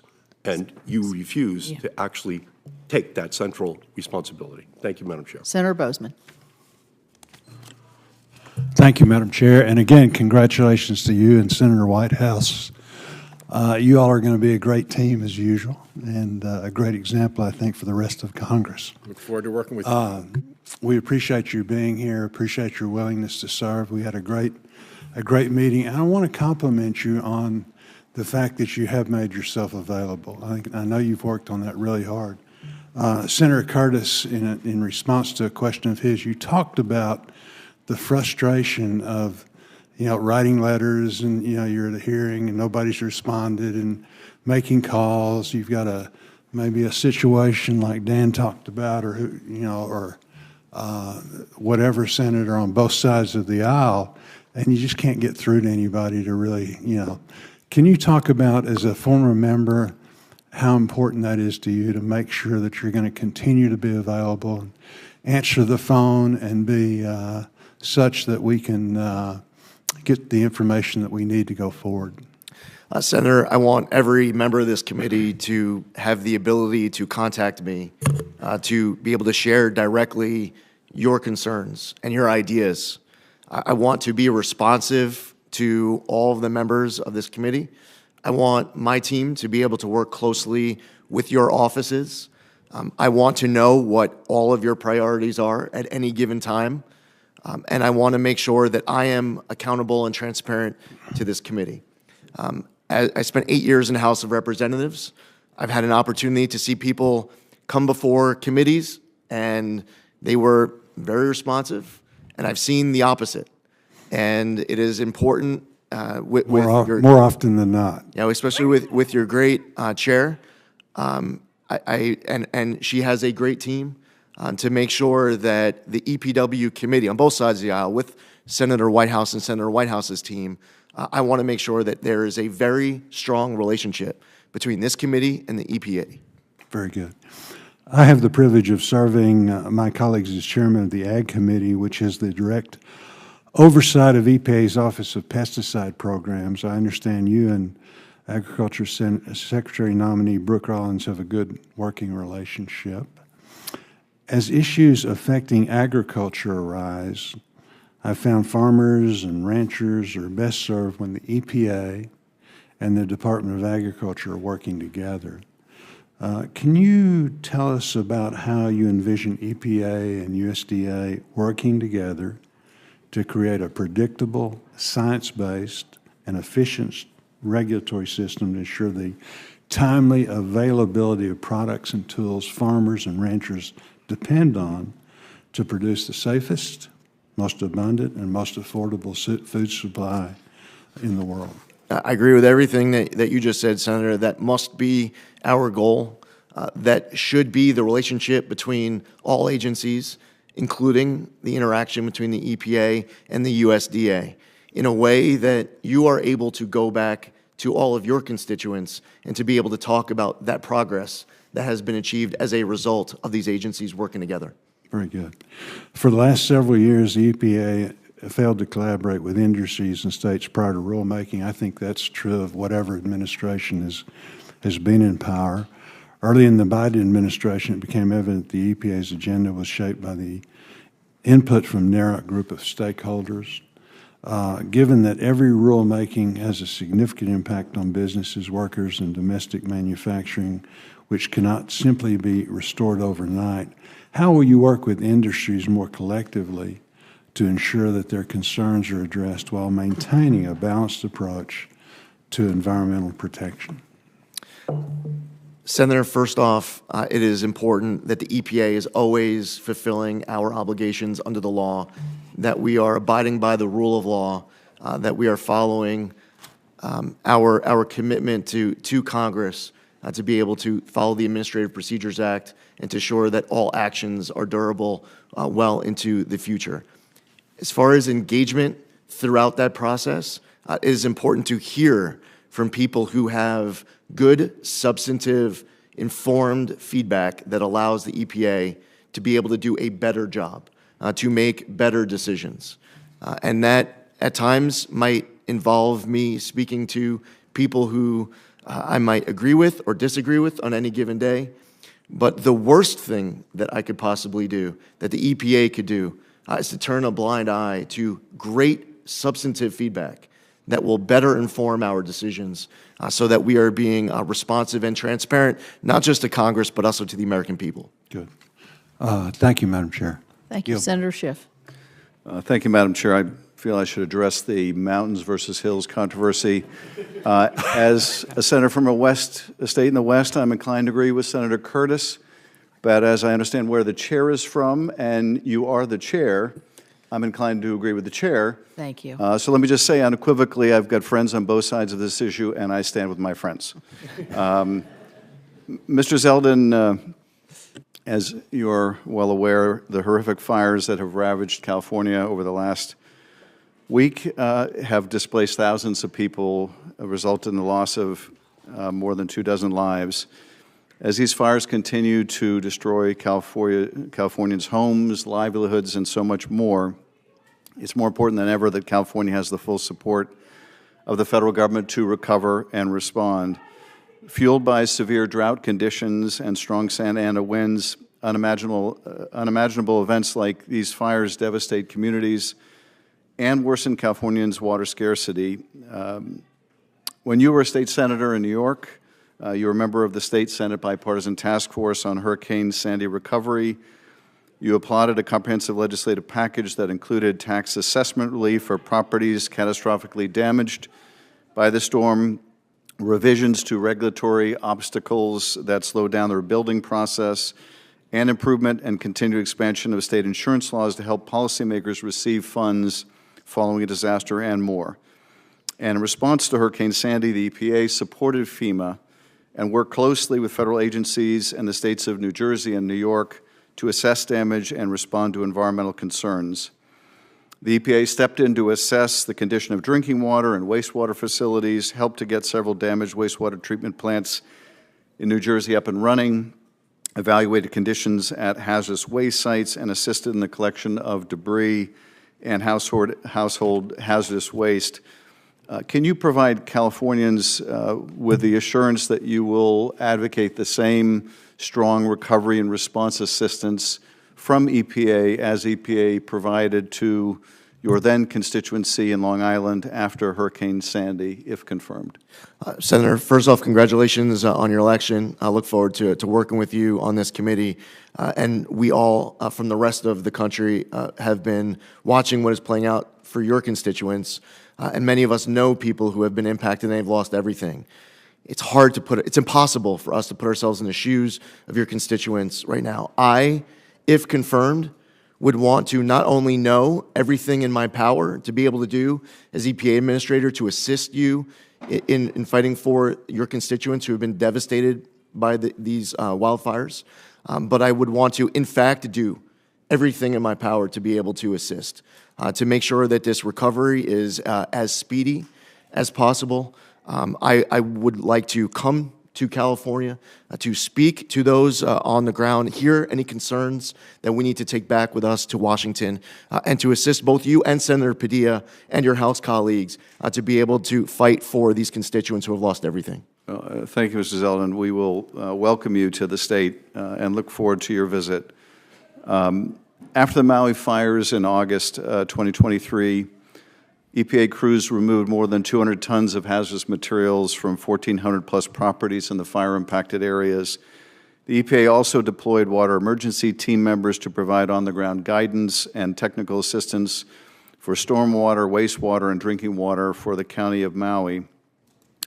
Do you commit also to prioritizing similar assistance for California to ensure that local water supplies are tested, treated, and restored to safe drinking water standards, just as EPA stepped in to do after the horrific Maui fires? Senator, I would want to do everything in my power, if confirmed as EPA administrator, to be able to assist with that as well. And I assume, Mr. Zeldin, your response will not depend on whether disaster strikes a red state or a blue state. You will equally work to speed relief to those Americans affected. Yes, Senator. It does not matter what kind of a state you're from. All 50 states are going to be of the highest importance, regardless of where a disaster ever strikes anywhere in America. Thank you. Let me touch on one other major issue that we discussed yesterday. That's the Tijuana River pollution crisis. This crisis has brought immense industrial waste and raw sewage over the border from Mexico into California, posing serious environmental and public health challenges to San Diego and Imperial County. We've had beaches shut down. We've had sealed training facilities deeply impacted. Coast Guard and Customs and Border personnel have routinely reported suffering from infections and gastrointestinal illnesses. Thanks to the work of Senator Padilla and Representative Scott Peters and others, we were able to secure $250 million in disaster supplemental relief in December. But EPA can play a pivotal role in this crisis as well. I would ask you to support EPA's Border Water Infrastructure Program, but also, will you agree to review EPA's January 7th decision to deny a request to investigate the Tijuana River Valley for a potential Superfund designation? I'm not asking you to prejudge it, but will you agree to review it and consider whether a different judgment should be reached? Yes, Senator. I thank you. Thank you, Madam Chair. Thank you. Senator Lummis. Thank you, Madam Chairman. Congratulations to you and to our ranking member. Look forward to working with you both. Mr. Zeldin, it's great to see you. Thank you for accepting this nomination and appearing before this committee. I enjoyed serving with you in the U.S. House and look forward to serving with you in your new role at EPA. I also want to extend my warmest welcome to your family. I want to start with a very, very fundamental question and give you an example. The question is it your job as EPA administrator to follow the science or follow the law? Here's the question associated with that question. Clean Power Plan 2.0 has rules associated with it that run afoul of the Supreme Court's ruling in West Virginia versus EPA. So as administrator, will you follow the law, both in statute and as interpreted by the Supreme Court?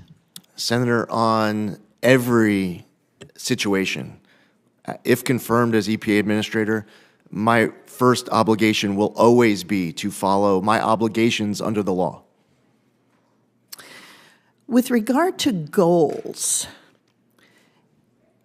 and clean air, is the goal to have clean air, or is the goal to eliminate specific fuels?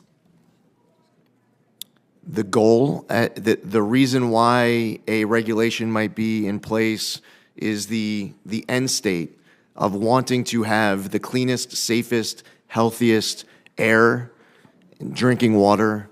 That is the goal, the end state of all the conversations that we might have, any regulations that might get passed, any laws that might get passed by Congress. What brings us all together should be the ultimate goal of having clean air and clean water. That is my goal as well, and I look forward to working with you to accomplish that goal. I spent 4 days in October in Silicon Valley, mostly meeting with firms that are developing artificial intelligence. If the U.S. is to be the leader in developing AI, we need abundant energy, and it has to be baseload energy. The demands of artificial intelligence for energy are going to be extraordinary. And so our goal, as you and I agree, is to provide that additional abundant energy so the United States can remain the leader in the world on the development of artificial intelligence, provide that additional energy in the cleanest way possible. And in some instances, that may involve finding the absolute cleanest way to continue to use fossil fuels.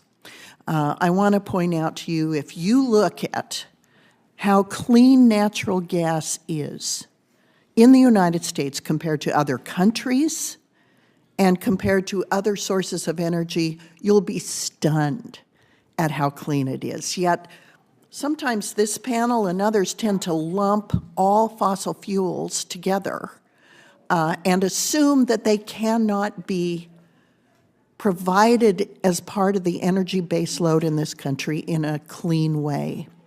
I'd like to invite you to Wyoming so we can show you that there are ways that fossil fuel can be used and that carbon capture and sequestration can be used to help include all types of fuels in developing the energy this country needs in order to be artificial intelligence leader of the world. Now, I have another question with regard to small refineries. Thank you for indulging that editorial comment. Are you aware that there are more than 100 petitions for hardship relief that remain to be decided by EPA, some dating back more than 5 years, with regard to small refineries? And if confirmed, can we work together to outline an expedient timeline for reaching decisions? Yes, Senator. Thank you. I want to include a couple of other questions that I think are of significance with regard to PFAS. And I'm running between two hearings, so excuse me if I'm being repetitive. Do you plan to ensure that EPA's policies are effective while protecting passive receivers from lawsuits and consumers with unreasonably high utility bills? And let me explain here. The Biden administration's plan to designate legacy PFAS as hazardous substances under CERCLA can impose liability on entities like municipal water systems that did not produce or knowingly handle these chemicals. So these entities are called passive receivers. I know that it's true at airports. They have PFAS issues as well. And so these passive receivers are now vulnerable to lawsuits that literally could bankrupt small local governments across the nation. My concern is that, of course, we address PFAS issues, but not in a way that submits small local municipal water systems and airports to litigation. Senator, thank you for raising this issue, and I've heard it from your colleagues on this committee on both sides of the aisle during my meetings. It's something that is a big issue to you, and it will therefore be a big issue for me. And I also saw it in my home county of Suffolk County, where we had PFAS issues. The passive receiver issue is something where it could get passed down to the consumer, where they end up paying for the cleanup costs in a way that we need to be cognizant of at the EPA. Thank you, Mr. Zeldin. Thank you, Madam Chairman. I'm sorry I ran over. No, good. I am pleased to welcome one of our newer members, Senator Also Brooks, and I would welcome you and remind you that you have very large shoes to fill with Senator Cardin leaving from the great state of Maryland, and I'm sure you'll be able to do that. So welcome, and it's great to have you on committee. Thank you so much. First of all, I'd like to just say thank you so much to Chairwoman Capito and Ranking Member Whitehouse for your leadership on this committee and for holding today's hearing. I agree with you that we miss Senator Ben Cardin, but I am excited to be able to join this committee. EPW has jurisdiction over many issues that are important to Marylanders, and I look forward to working with both of you as well as all of our colleagues on this committee to address the environmental and infrastructure challenges that we face in our states. To Mr. Zeldin, congratulations again to you and to your family on your nomination, and thank you as well for your willingness to serve and for appearing before our committee today. I appreciate it. I very much enjoyed meeting with you and having the opportunity to speak with you. And so I suspect that my questions will come as no surprise to you based on that conversation. And in the interest of time here, I'd ask that as much as possible that you would answer yes or no to the following questions. Now, while in Congress, you worked to ensure that EPA's efforts to restore the Long Island Sound were successful, including advocating for federal funding. Like Long Island Sound in New York and Connecticut, the Chesapeake Bay is an economic driver in Maryland and across the Bay watershed. The Bay is the nation's largest estuary and is one of the most productive fisheries in the United States. And so I ask you whether you would agree that restoring and protecting our nation's estuaries and watersheds is a shared responsibility between the states and the federal government. Yes, Senator. Furthermore, if confirmed, will you advocate for robust federal funding for regional restoration efforts across the country, including the Chesapeake Bay and for the National Estuary Program? Yes, Senator. Ultimately, it will be up to Congress to decide on funding levels, and it'll be my obligation to make sure that money is spent to Congress's intent. Thank you. Now, the EPA has said that no amount of lead in drinking water is safe, and lead in drinking water is particularly dangerous for children. The bipartisan infrastructure law, which you opposed as a member of Congress, made historic down payments on lead pipe replacement to ensure that communities across America have access to safe drinking water from lead contamination. If confirmed, will you build on the success of the bipartisan infrastructure law and support additional funding for lead pipe replacement?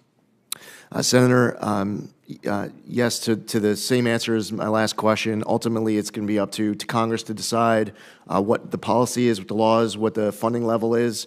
My commitment and my obligation will be to make sure that funding is spent to Congress's intent as laid out in those appropriations.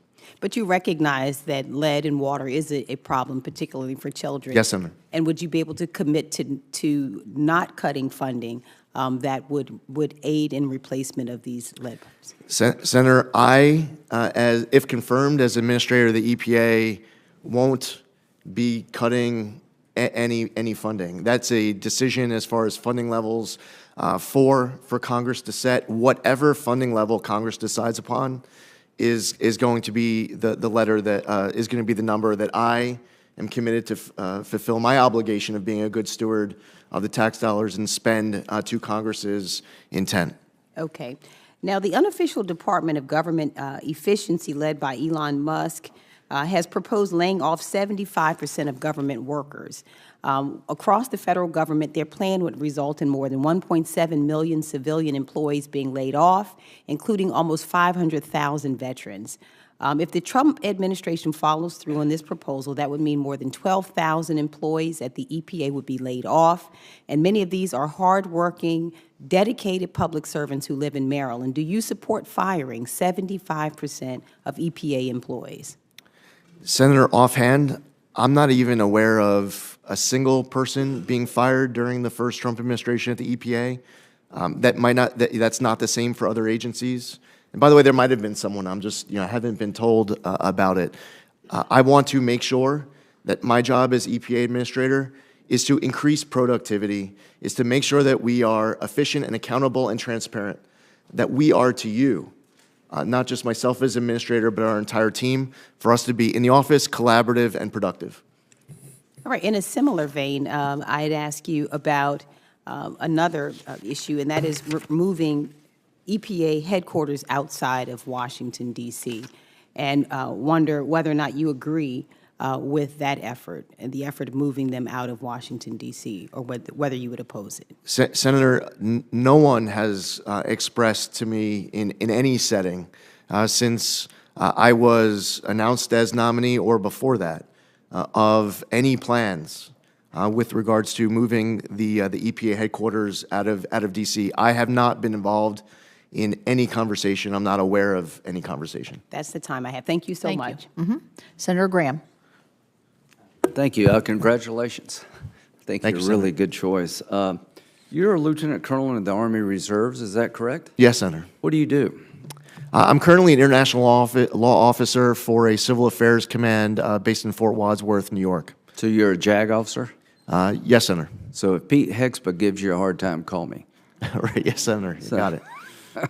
So, so Senator Whitehouse and myself have been working on climate issues for a long time, and I saw that you were chairman or a member of the Bipartisan Climate Solutions Caucus, is that correct? Yes, Senator. Why'd you do that?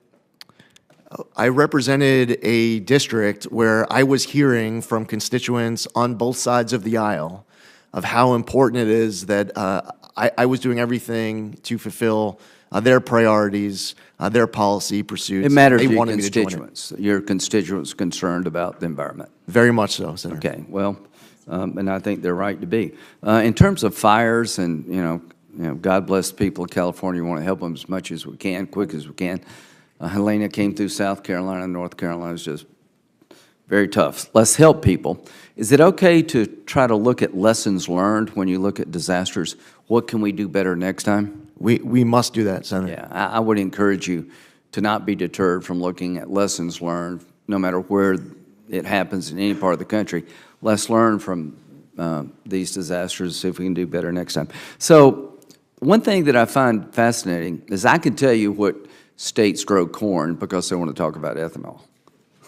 I can tell you exactly when you have the Senator from Wyoming saying natural gas is clean, she's right. But why is she saying that? Because the truth is America has become environmentally sensitive. You know, we want to lower emissions, but we don't want to wreck our economy. And it doesn't matter what we do if other people don't play the same game. So the good news for me to this committee is that energy-producing states, when that energy source seems to have a positive environmental impact, they're proud of it. Nuclear power, do you think nuclear power should be part of the mix? Yes, Senator. Yeah, me too. I think small modular reactors need to be looked at again. We had disasters building big nuclear power plants, but they're non-emitting sources of fuel. Like every other fuel source, they have their problems and downside, but I'm glad, I think my state has the most power from the nuclear industry per capita than any state in the nation, and I'm a big fan of trying to expand our nuclear power footprint. Look forward to working with you. Now, no matter what we do here, I think a lot of us feel like we've gone too far. EPA's ignored the law. They kind of have a political agenda rather than a congressional agenda, or they violate Supreme Court holdings. We'll have that debate among ourselves. But one thing I think we need to look at, no matter what we do here, we all care about the environment. But when it comes to CO2 emissions, let's just use that. China and India, the Paris Accords, to me, were insufficient to the task. I've been working with Senator Whitehouse. How can you get big economies like China and India to adopt better practices? Tariffs have, if you're a tariff person, your ship has come in. We have tariffs on everything and everybody, apparently. But one of the things that Senator Whitehouse and I have been talking about is a carbon pollution fee, tariff, call it whatever you want, that if you're in China and you're making steel and you have the worst business practices, you're in India, you have really basically no environmental practices at all. Europe and the United States, we're trying to have responsible manufacturing and energy extraction, trying to be environmentally sensitive, realize we've got to run an economy. What should we do about China and India? Do you like the idea, or at least you open-minded to the idea, that people who basically use unsound science, reckless environmental policy, maybe it's time for them to pay a fee? Well, Senator, and thank you for your service as well. As you remember learning about the DIME principle as an officer in the military, we have multiple instruments of national power. So putting aside the M, military, we have instruments of national power of multilateral, bilateral diplomacy, information operations, and economic pressure. We need to be utilizing all instruments of national power to be able to deal with adversaries abroad across the spectrum of all the issues that face our country. With regards to specific policies, and you brought this up, your work with Senator Whitehouse on this issue when we met in your office, and I know that this is important to both of you. Ultimately, this is a matter for Congress to decide in what direction Congress wants to see this country go as far as writing laws and creating programs. Do you agree with the concept that we need to push China and India? I mean, they have an advantage. They're not playing the same game that Europe and the United States is playing, and I think it's a game we should all be playing. Are you open-minded to push them to do better? Yes, Senator. All right, we'll go to Senator Wicker. Thank you very much, Mr. Zeldin. I am absolutely delighted that someone of your intellect and character is going to take over this position, and I certainly support it. There's been a lot of talk about PFAS.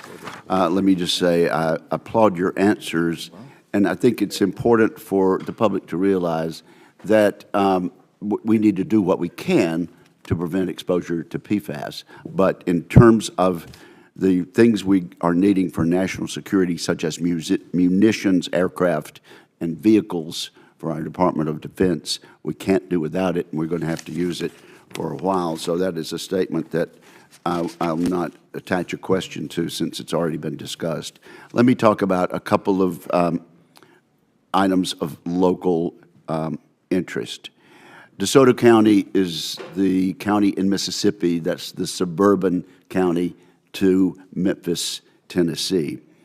Some years ago, Memphis and DeSoto County went in together, got federal funding for a wastewater disposal system. As DeSoto County has now exploded in population and is now 200,000 people, the people of the city of Memphis decided that we were taking too much capacity and that DeSoto County should go it on its own, and went to a federal court, and perhaps a Tennessee judge saw it the way that Memphis was looking at it anyway, ruled that DeSoto County's got to get their own wastewater system and do it in a hurry. Happy to do this, but the federal government having told us that we have to do it, we're going to need some help. And so I hope that you can commit to using all your authority at your disposal through subsidy loans and other mechanisms to help us fund this very expensive thing that's being required of us. I believe the EPA should engage with regional offices to ensure that they're taking proactive role in addressing critical needs. So will you commit in your new role to working with us and with the city of Memphis to resolve this problem? Yes, Senator. I very much appreciate that. Now, let's move down to Jackson, Mississippi, where we've had a flood problem for some decades. A flood control measure was authorized in the WRDA Act of 1986. I don't know what you were doing in 1986, Mr. Zeldin, but it was a long time ago. This initiative has undergone several revisions, and at my urging and my almost weekly and monthly exhortations, we are nearing final approval of the Pearl River Flood Control Project in Jackson, Mississippi. The local sponsor backing the project, which is the Rankin-Hinds County Pearl River Flood and Drainage Control District, has diligently addressed all the environmental concerns. I hope we get approved in this calendar year, but I don't want decisions made in some room where our guys are not there to at least put their point of view in. So would you agree that local sponsors should be involved in discussions, scheduled meetings, and activities related to finding solutions as we go forward in the final stages? Yes, Senator, and I would like to travel to your state and meet with these individuals and these groups who you want to make sure I hear their feedback from.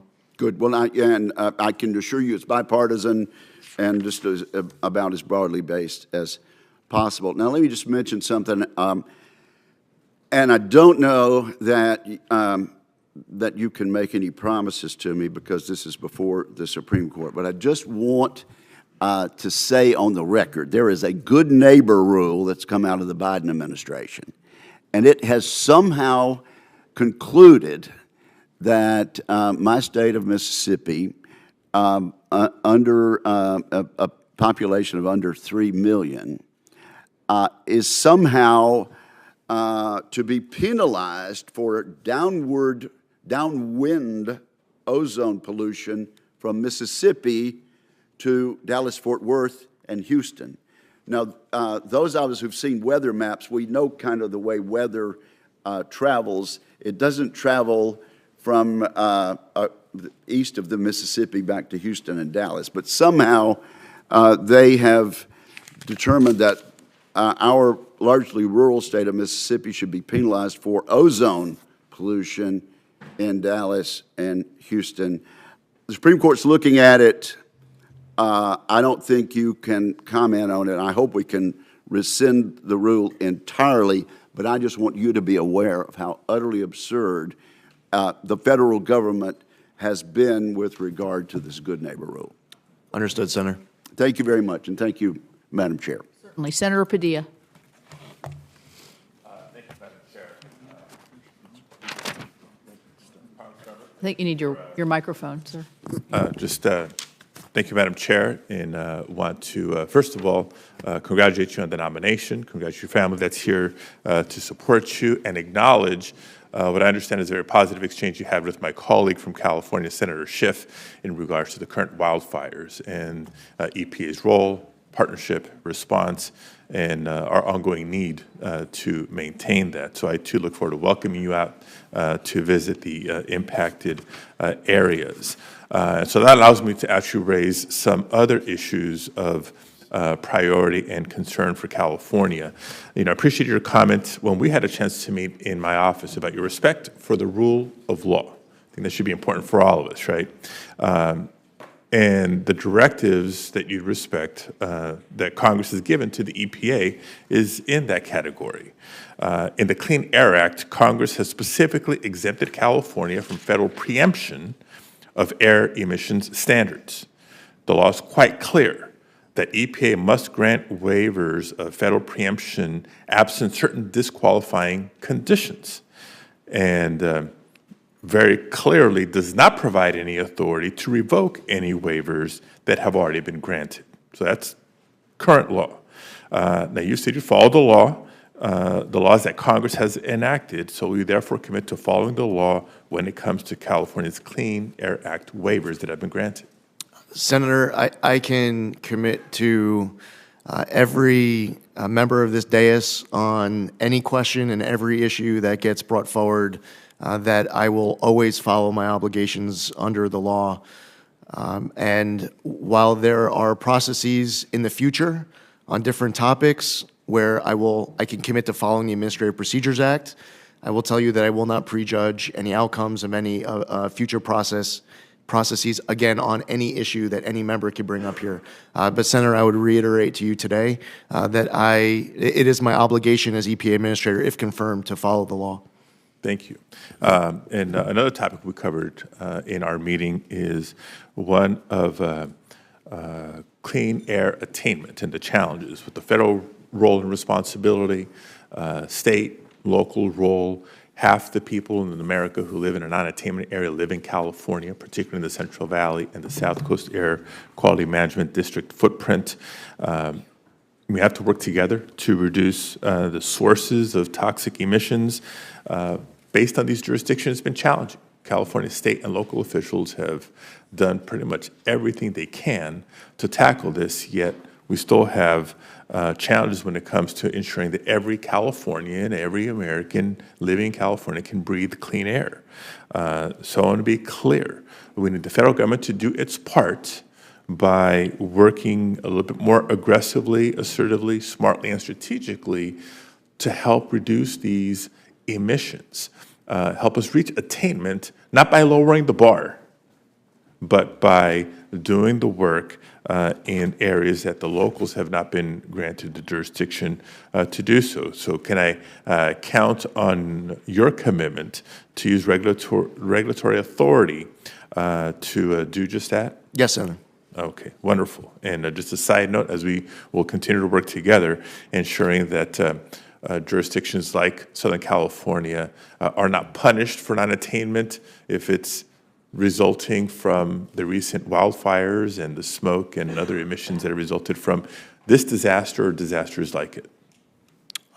Yes, Senator, I've heard this concern from other colleagues of yours as well. We're just talking to Senator Kelly about it, as I cited the Yuma example, and he was asking about Maricopa County. It is important that we have common sense, pragmatic policies that are being pursued to address issues just like your concern. Yeah, to your point, and I'm glad Senator Kelly brought it up, these concerns about fires and their impact, not just the short-term devastation, but the longer term when it comes to public health, when it comes to air quality, is not unique to California. I mean, California is in the news right now, but throughout the West and beyond because of our changing climate and weather patterns. Another important topic that we discussed in my office is not just water supply, water quality, but water affordability. Millions of Americans are struggling to keep up with their growing water bills, which have increased nearly 3 times the rate of inflation. According to the EPA, water utilities it will cost water utilities more than $1.2 trillion over the next 20 years to modernize their drinking water and wastewater infrastructure and maintain it. Water utilities, unique to other utilities, rely heavily on ratepayers to cover their costs. The federal government's share of maintaining this infrastructure has come down significantly over the years. So ratepayers are acutely feeling this pressure, and as a result, 1 in 5 households have outstanding and growing water debt. The national water affordability crisis affects both urban and rural communities. So it's not a rural versus urban, blue state versus red state. It is across the board. I shared with you the idea of replicating the LIHEAP program. We have a low-income home energy assistance program because you shouldn't have to freeze in the winter just because you may be low income. The same applies to having water. We know how fundamental water is for life and the economy. We've had a temporary water assistance program for low-income customers. Do you agree, and can we work together to make that permanent to tackle some of these challenges, including addressing the PFAS concerns that you're very familiar with? Senator, having access to clean drinking water is something that I want to, if confirmed, to be able to do my part, and working with you and your colleagues across the entire country to deliver. Every American, in my opinion, and it's just my opinion, should be able to access clean drinking water. I will follow all my obligations under the law, and to the fullest extent of the law, I would like to assist in those efforts for you to fight for your constituents, and every senator here to fight for their constituents in this respect. So the temporary program was hugely successful, helping families in, again, red states and blue states alike. Look forward to working with you to make that program permanent. Yes, sir. Thank you, Senator Moran. Chairwoman, thank you, and thank you, Ranking Member, Mr. Vice Chairman. I'm pleased to be back and sitting here at the dais at the EPA Committee. Thank you very much for your testimony. Thank you for the conversation we've had in my office. Thank you for your willingness to serve. Let me highlight a couple of things that we may not have talked about when we did visit. I want to describe the Kansas oil and gas industry to you. We are an oil and gas producing state, but our production is done by really small independent companies that produce from what we call stripper wells, which means they produce less than 15 barrels of oil a day. It's a significant component of the Kansas economy and significantly important. And in my view, this small-sized, small businessman and woman who operate oil and gas leases and explore for additional production of oil and gas, the EPA has written one-size-fits-all solutions. We are not the majors, and we are stripper well producers. And I just want your commitment to work with the industry, these small producers, to find right-sized regulations for the circumstances that they're in. Senator, I would welcome an opportunity to travel to your state to meet with them, whether it's at your office or elsewhere. I want to know about all of your priorities, including this one, but also to make sure that anyone who could provide any type of insight that can make me better informed to make better decisions, that I welcome any of those opportunities for conversations and collaboration. I think that's a wonderful offer on your part, and I'm very grateful for it. I sometimes am reluctant to ask every nominee that comes before me, would you please come visit Kansas? And you volunteered. So I'm appreciative of that. And I would tell you, I can't imagine the excitement, the opportunity that people in that industry would see to have the capability of talking to somebody with you, like you directly in a state like Kansas. So thank you, and we'll get on your schedule, although you have to say once confirmed. So I look forward to that. In a different vein of energy production. I've created, with my colleague Senator Bozeman and others, a Sustainable Aviation Fuel Caucus. Kansas and Wichita in particular is the air capital of the world. We produce many more general aviation aircraft than anybody. We manufacture with thousands of employees working in aviation and aerospace. And I want to bring together the opportunity to bring the agricultural aspects of Kansas together with the aviation aspects and pursue the development of SAF, Sustainable Aviation Fuel. I wanted to know, I guess the question would be, we need your help in pursuing opportunities to develop the technology and any regulations that would follow that. And I suppose if you're coming to Kansas, we ought to introduce you to the people who are in the process of developing a new industry as the airline industry shifts itself from fossil fuels to, let me say that differently, from the fuels it uses today to sustainable aviation fuel produced by agricultural byproducts. Senator, I look forward to that conversation as well. Okay. The state revolving funds, I don't know whether anybody's asked this question before, but it'd be a mistake for me. That clean water and drinking water state revolving funds are hugely important. I represent a lot of communities in which they are placed under significant requirements by the federal government, but they don't have the ratepayers. They don't have the number of users of water. It stands out to me, the small town in my home county, a town of about 80 people, have a regulation that they couldn't raise the rates on their water users sufficiently enough to pay for the regulations. And so the Clean Water and Drinking State Revolving Fund is hugely important to help small communities meet the needs. Many, if not all, want to meet those standards, want their consumer, their water purchaser, to have the cleanest, safest drinking water possible, and yet the rules are so unaffordable, they don't know where to turn. I'll work with you, and I just want to make sure that you would commit to continuing to support a robust funding. Yes, Senator. Ultimately, the funding level will be set by Congress. It will be my responsibility to ensure that I'm doing my part to fulfill congressional intent and being good steward of tax dollars so that I can report back to you on all sources of funding coming through the EPA. This specifically, I've heard from other colleagues of yours on this dais as a top priority of theirs, and therefore it will be a top priority of mine too. I thank you for that. I would also add that you should need to be a voice within the administration as the budget is prepared and OMB makes decisions in support for the fund as well. It's certainly true that presidential budgets are not irrelevant, and it's useful if we start with a robust number that is beneficial to the country. Last question I'll ask is, I'm interested in what our country is doing. I'm involved in the national security aspects of my time in the Senate involves those things. Is there any role for EPA to play in the critical minerals world? Yes, Senator.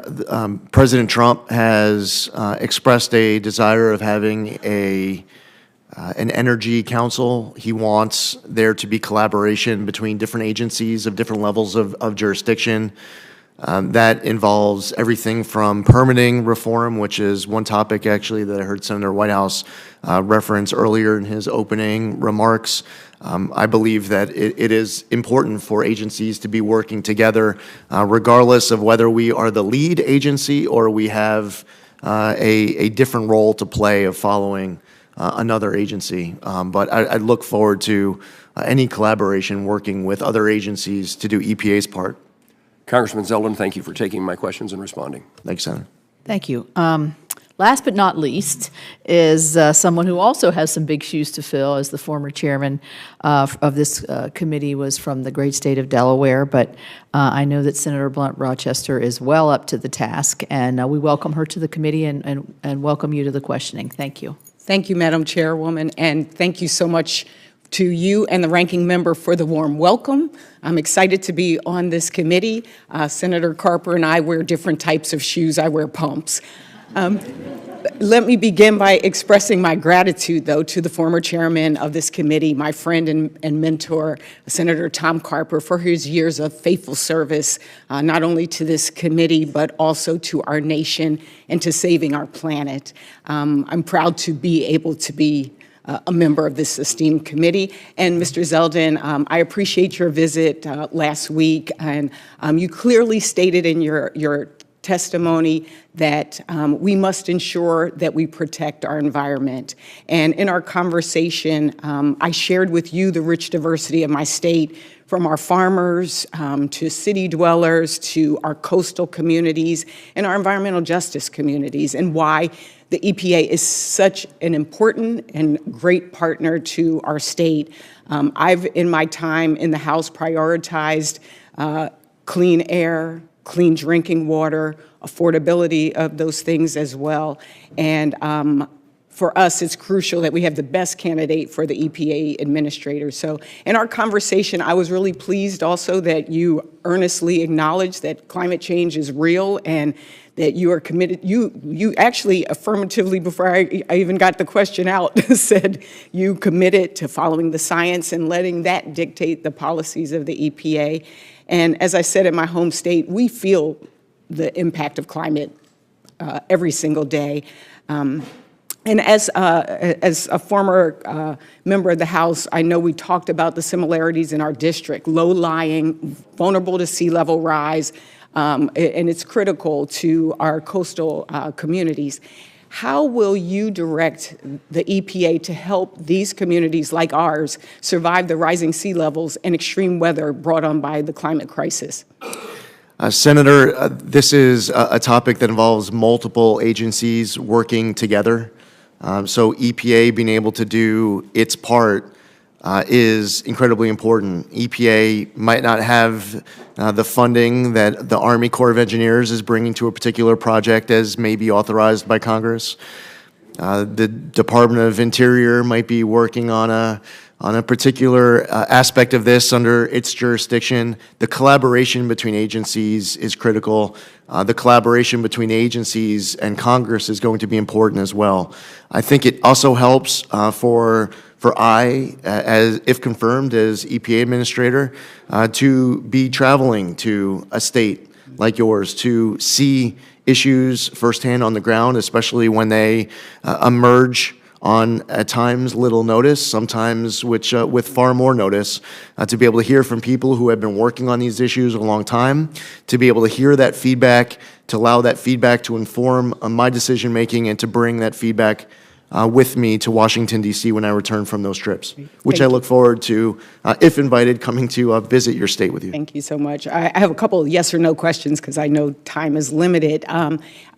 You stated that EPA's mission is to protect the health of the public and the environment.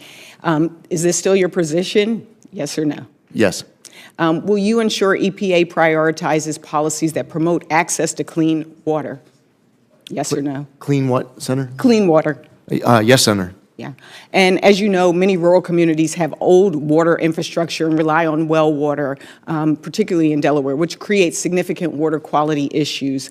How will you, your EPA, help these communities access effective solutions such as upgrades to stormwater infrastructure, watershed restoration, or water infiltration? Senator, Congress has approached these issues in the past in certain creative ways. In some respects, it could be an aspect of congressionally directed spending. I've seen go to a particular community where they are able to mitigate an issue of water contamination, as we experienced in Suffolk County, where my congressional district was located and where we had multiple aspects of PFAS contamination. The first step is to be able to get access to drinking water. And even if that's providing bottled water, that's a partnership that starts with local leadership, where a state and federal government is asking, what can we do to assist? What's important is long-term mitigation. And what is so frustrating to the American public is when they see these issues lasting for 10, 20, 30 years and the ball's never moving in the right direction. I look forward to doing my part to work with your local communities to get these issues mitigated to whatever extent I can help. You actually brought up for me something that was personal. We have communities that did not have access to clean drinking water in our state, and so it was important for us to work on that revolving state water fund, getting that water to those communities, but also the water affordability. And Senator Padilla mentioned the work on the LIHEAP for low-income for water programs. I led that charge in the House side and would love to continue working, again, to make this a permanent program for those families. I will yield back, and hopefully we have a second round of questions so that I can ask about soot, particulate matter. Thank you, and I yield back. Thank you. And this does end the first round. I would say we had full participation in the committee, which we're going to expect at every meeting, right? And I am very pleased with that. I also, in the interest of not wanting to hurt a new member of my committee, neglected to welcome Senator Moran as a new member of this committee. So, a returning, well, that's why I didn't say anything, because you're returning.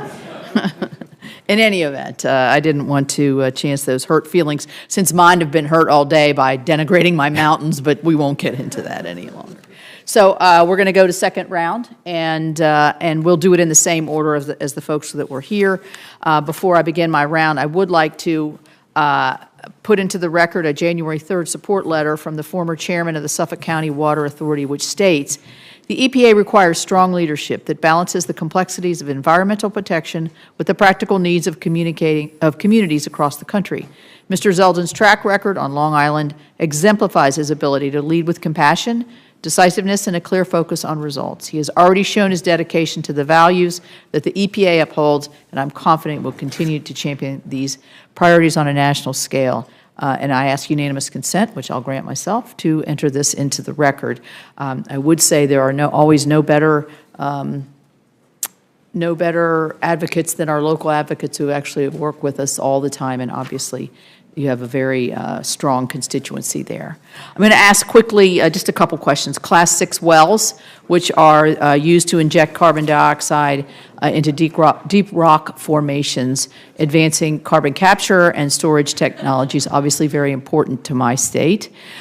We provided EPA funding through the IIJA to have the EPA grant state primacy for Class 6 wells, since they constitute a different aspect of permitting. And to date, only 3 of these states have been granted Class 6 primacy. And the EPA has 150 permit applications pending for approval. We have 3 Class 6 well projects under review, and the proposed final action granting West Virginia our state primacy was published in the Federal Register on November the 25th.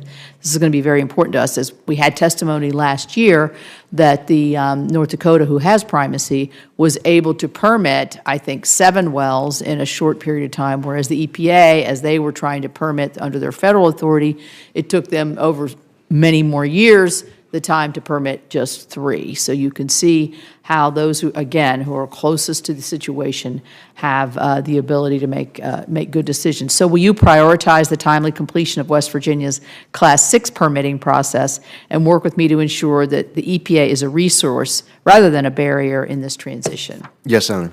Thank you. You mentioned permitting, and I was very pleased to hear Senator Whitehouse mention permitting reform. We've had lots of stops and starts over the last probably 2 to 3 years on this very issue, and it's holding up construction of critical energy, manufacturing, infrastructure, transportation, doesn't matter what kind of energy, renewable energy, pipelines, whatever. So we need to make it easier to build in America. I believe that's President Trump's vision as well, by modernizing and streamlining our environmental review and permitting processes. Congressman Zeldin, what opportunities do you see for EPA to be able to establish more efficient and predictable permitting processes, in addition to working with all of the other agencies that play a part in this vital these vital decisions. And Chairman Capito, that last part of your question is key for different agencies to be able to work with each other, collaborating with each other, and also for agencies to be able to collaborate with Congress on any opportunities that Congress sees to pursue permitting reform as well. As far as EPA jurisdiction goes, we see a role of the EPA, for example, as it relates to environmental impact statements. There are different issues where there will be opportunities for the EPA to follow its obligations under the law. There's a possibility that Congress might choose to make changes to the law on items that are under EPA jurisdiction. I would look forward to doing my part to make sure that the EPA is not holding up any opportunities to be able to pursue sound applications that otherwise would be and should be approved. Yeah, I think a lot of times in the public domain, permitting reform means to certain people skirting the rules or breezing through environmental reviews without really taking them seriously or actually having them science-based, as we've talked a lot about today.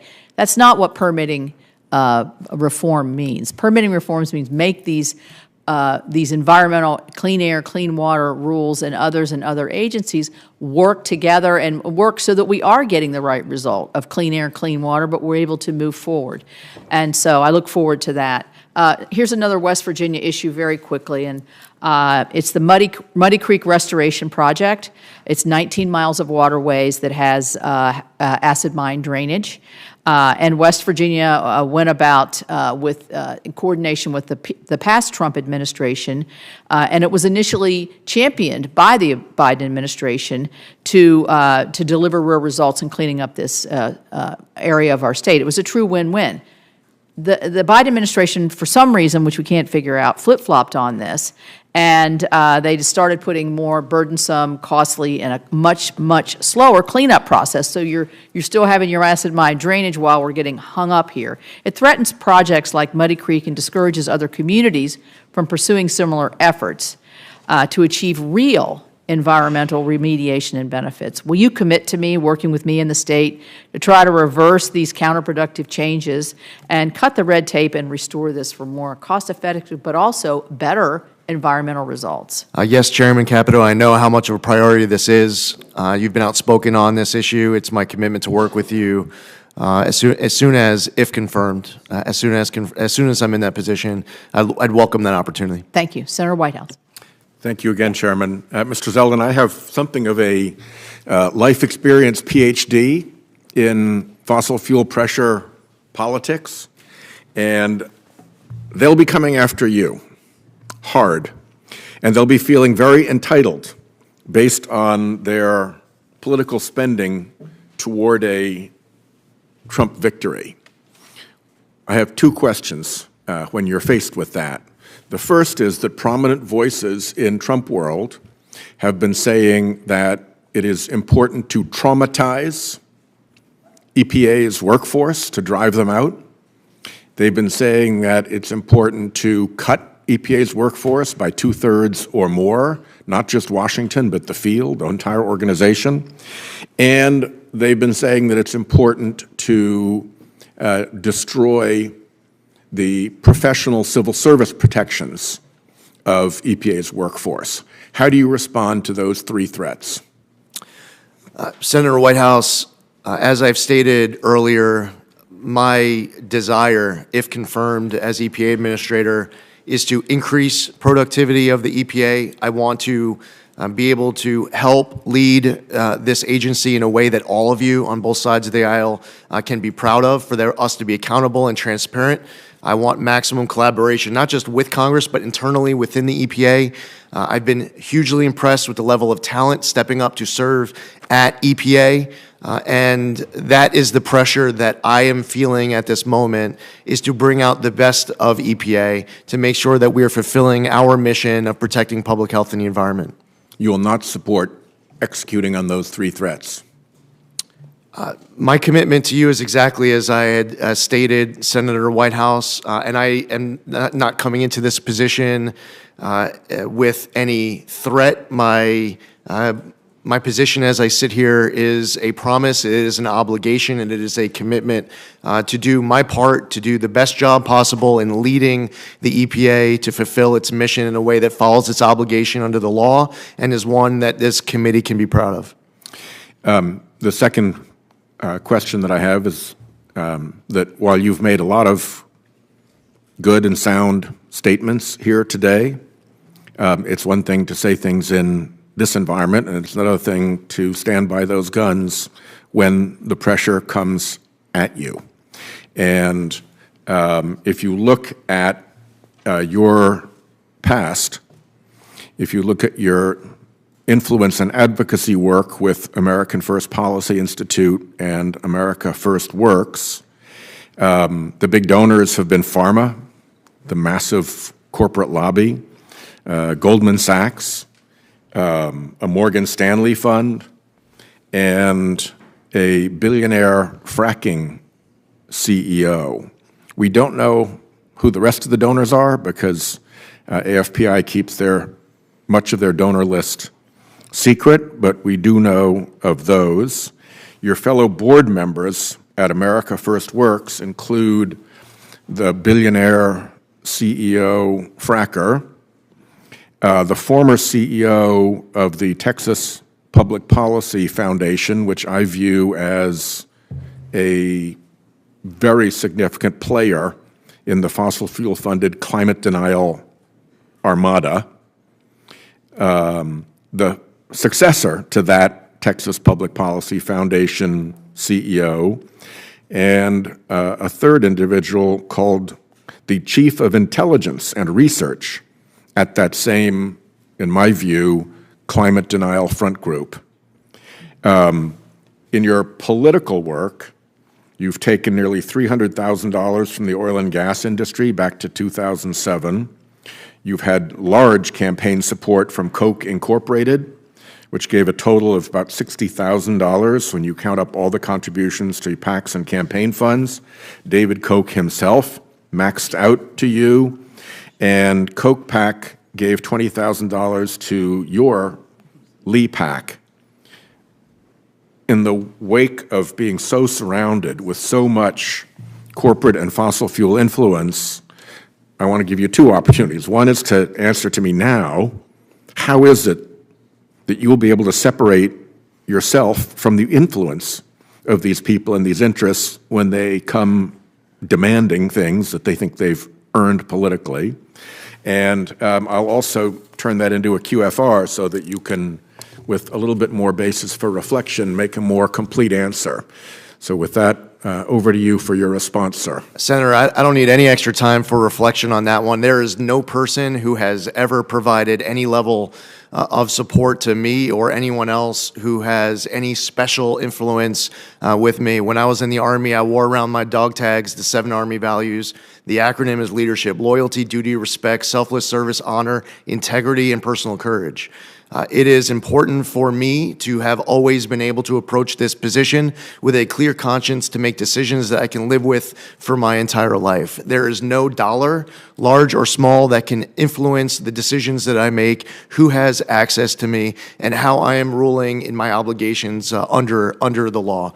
Senator, I'm happy to enthusiastically answer that question on any day on the spot, and I would never need any extra amount of time of reflection. Well, good luck standing up to these guys because they're going to come at you.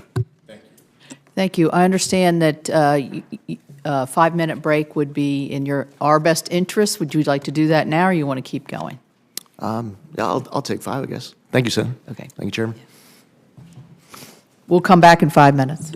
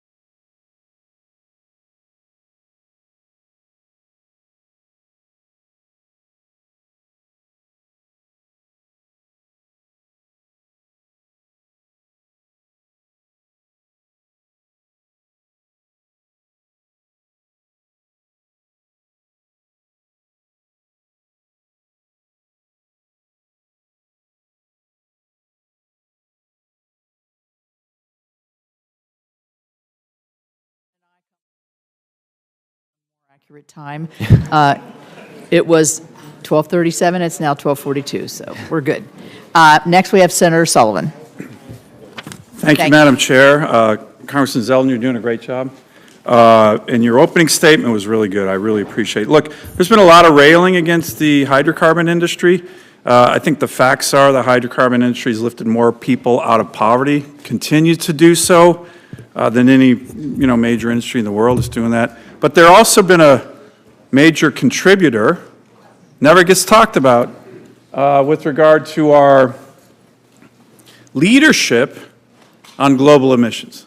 Leadership. So that, Mr. Zeldin, take a look at that chart. That's been fact-checked to death because the far left hates it. But this is what Senator Ricketts was talking about earlier, about American innovation. This is what Senator Graham was talking about earlier. There's some people who are working hard on reducing emissions, countries, and there are countries that aren't. Senator Graham mentioned China and India. He is exactly right. You never heard this from John Kerry, but the leader in the world in the last 20 years on reducing global emissions was the United States of America, okay? The bad guys, in terms of emission increases, look at China, through the roof. This is a fact. Now, I've asked some of the Biden administration, EPA officials, hey, why do you think this happened? Why do you think we're the leader? It'd be great if you said it, because we are. And they would always come back and say, let's see, EPA regs? Wrong answer. The reason this happened is because of the revolution in the production of natural gas, where we have switched to natural gas as a more cleaner burning source of energy. And when we export natural gas around the world, Ms. Zeldin, what do you think that does to global emissions? Brings it down, Senator. It does. And these are facts. So my colleagues, I wish my good friend Senator Whitehouse was here because, they don't like this chart because it goes against their narrative. And the narrative, that is the facts, is that when you have all the above energy, including a big mix of natural gas, you reduce global emissions. So can you commit, to Senator Ricketts' point, to work with us and private industry on innovation that can help power America, power our allies, produce American energy, and at the same time, lower emissions? Yes, Senator, absolutely. American innovation has been critical, and it will be critical going into the future. That's something that President Trump has often spoke of. Yep. And I believe it's also one of the reasons why we saw so much support for him in this last November's election. In Alaska, we are working, and I've talked to President Trump about just recently, we have a very large-scale LNG project that would increase, would reduce our trade deficit by billions by exporting clean-burning Alaska natural gas to our Asian allies, get clean-burning Alaska gas to Americans, and would produce thousands of American jobs. Can I get your commitment to help us work on that large-scale LNG project, which will help continue these global emission reductions? Senator, I'd welcome the opportunity, if confirmed, to be able to work with you on this and other issues. Great. I have another map I want to show you. Real quick, you and I talked about this issue of leaded aviation fuel. This is a huge issue to my constituents, what we call avgas. We got it, an extension for Alaska and the FAA, given our pilot safety issues, our aviation safety issues. There was this congressman, I forget his name, from New Jersey. He tried to limit this. My view, he should be more focused on cleaning up New Jersey than worrying about aviation safety in Alaska. Can I get your commitment to work with me on this avgas issue as we discussed in my office? Senator, as I gave you my commitment then, reiterate it here today for all your constituents to hear. We had a very long, substantive conversation on a lot of topics that you're fighting for Alaska, and I welcome the opportunity to be able to work with you on all of that. Great, thank you. Let me give you one final map and one final question. It's a little complicated. This is the American Medical Association study on life expectancy changes in America, okay? This was from 1980 to 2014. Purple and dark blue, that's where life expectancy changes happen the most, okay? Up to 13 years. Unfortunately, you see yellow, red, Certain places, there was a life expectancy decrease. That's mostly the opioid epidemic. My state led this. It led it because Alaska Natives, which is where most of these communities are, over about 20% of my population, started at a real low level. Real low, lowest life expectancy. Then what happened on the North Slope, what happened out in the Aleutian Island chain, what happened in the Northwest Arctic, Burrow, resource development happened. Oil and gas happened. Open up fisheries happened. Resource development happened. And people's lives increase on average by up to 13 years. So here's my quick issue. This is a matter of life and death in my state. And the indigenous people in particular, who I care deeply about, have benefited tremendously from resource development. President Biden comes in with his Secretary of Interior. She doesn't listen to Native people. They issued 68 executive orders to shut down resource development in my state, which is going to hurt people, hurt their life expectancy. So when we talk about all this stuff about, oh, we're against resource development, oil and gas, from my state, from my constituents, this is a matter of life and death, and it's brought gymnasiums and health clinics and water and sewer. So can I get your commitment to work with me on these issues, on resource development that benefit the Native people tremendously of my state? The Biden administration is talking about, oh, environmental justice. This is environmental injustice when they shut down Alaska Native communities' opportunity to develop their resources. And, you know, their focus on minority communities, I think that's great, but they've had a big asterisk during 4 years of Biden and Secretary Haaland, not for Alaska Natives. And it's an outrage. This helps my communities, and can I get your commitment to work with the Alaska Native communities, indigenous communities in my state on this issue, on the other issue you talk about, contaminated lands, water and sewer. We have communities that don't have clean water and flush toilets. I really want your help on this. We didn't get the help from the Biden administration. They talked the big game, communities of color. They didn't care about the Alaska Native communities, and I need your help on this. Understood, Senator. You have my commitment to work with you on this. Thank you. Thank you, Madam Chair. Thank you, Senator Kelly. Thank you, Madam Chair. Mr. Zeldin, I want to discuss another issue with you that's affected the western United States significantly, especially Arizona on the Navajo Nation, and that's the issue of abandoned uranium mines. We have about 500 of them. The nation's been working to clean up these mines for decades now, but the bureaucratic process of the Superfund law has meant that very little progress has been made on this, and it contaminates water, and just the radiation itself causes cancer. One step which was taken during the last Trump administration was to establish a regional office called the Office of Mountains, Deserts, and Plains, which would focus on cutting through the bureaucracy and accelerating the cleanup of mines in the West.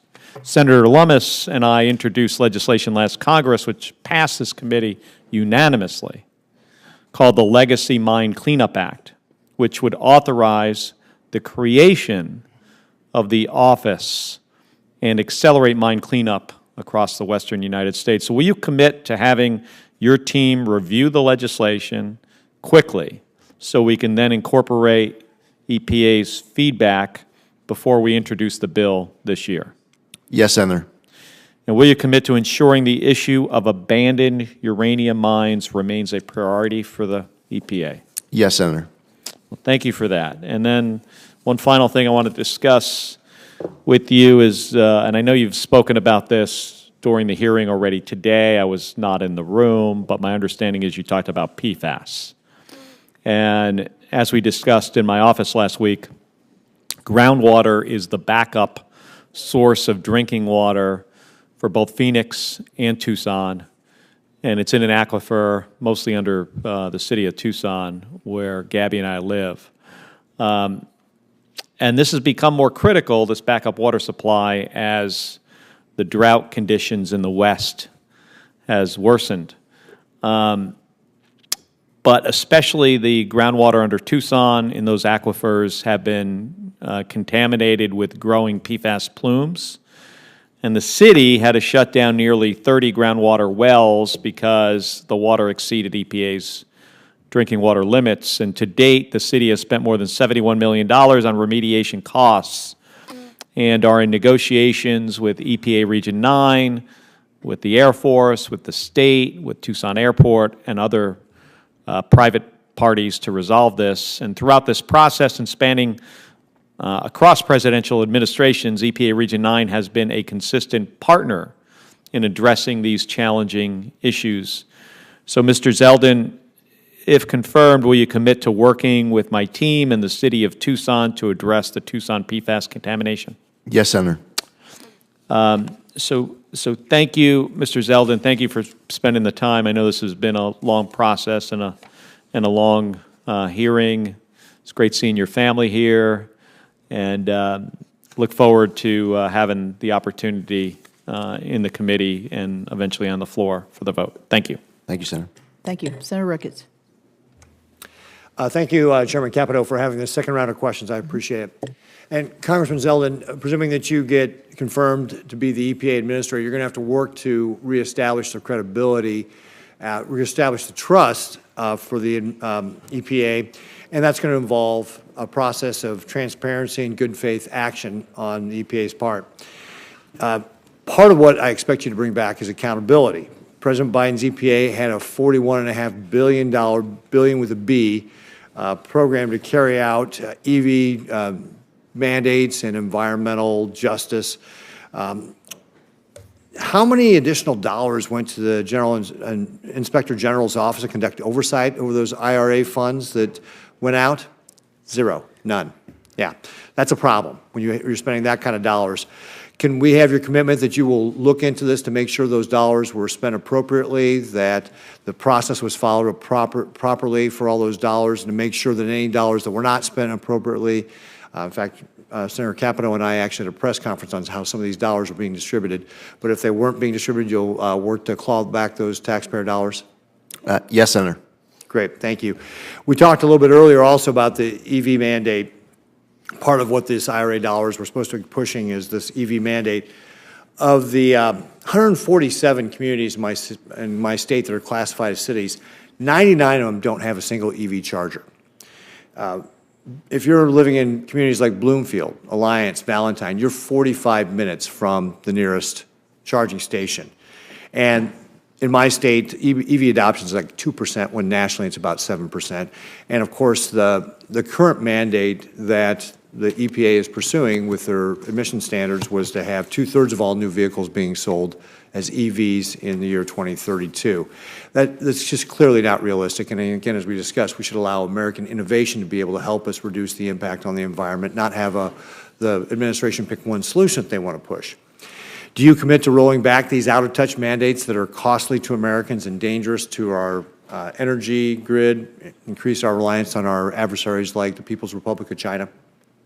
Senator, it is my obligation, if confirmed, to be following my obligations under the law. And with regards to the Administrative Procedures Act, rules, laws set out that guide the way I answer that question. I'm not allowed to prejudge outcomes going into rulemaking. To ensure that there is durability of any decision to be made at the end of the process, where my answer to that question could potentially be used against any type of a rule regulation that is made.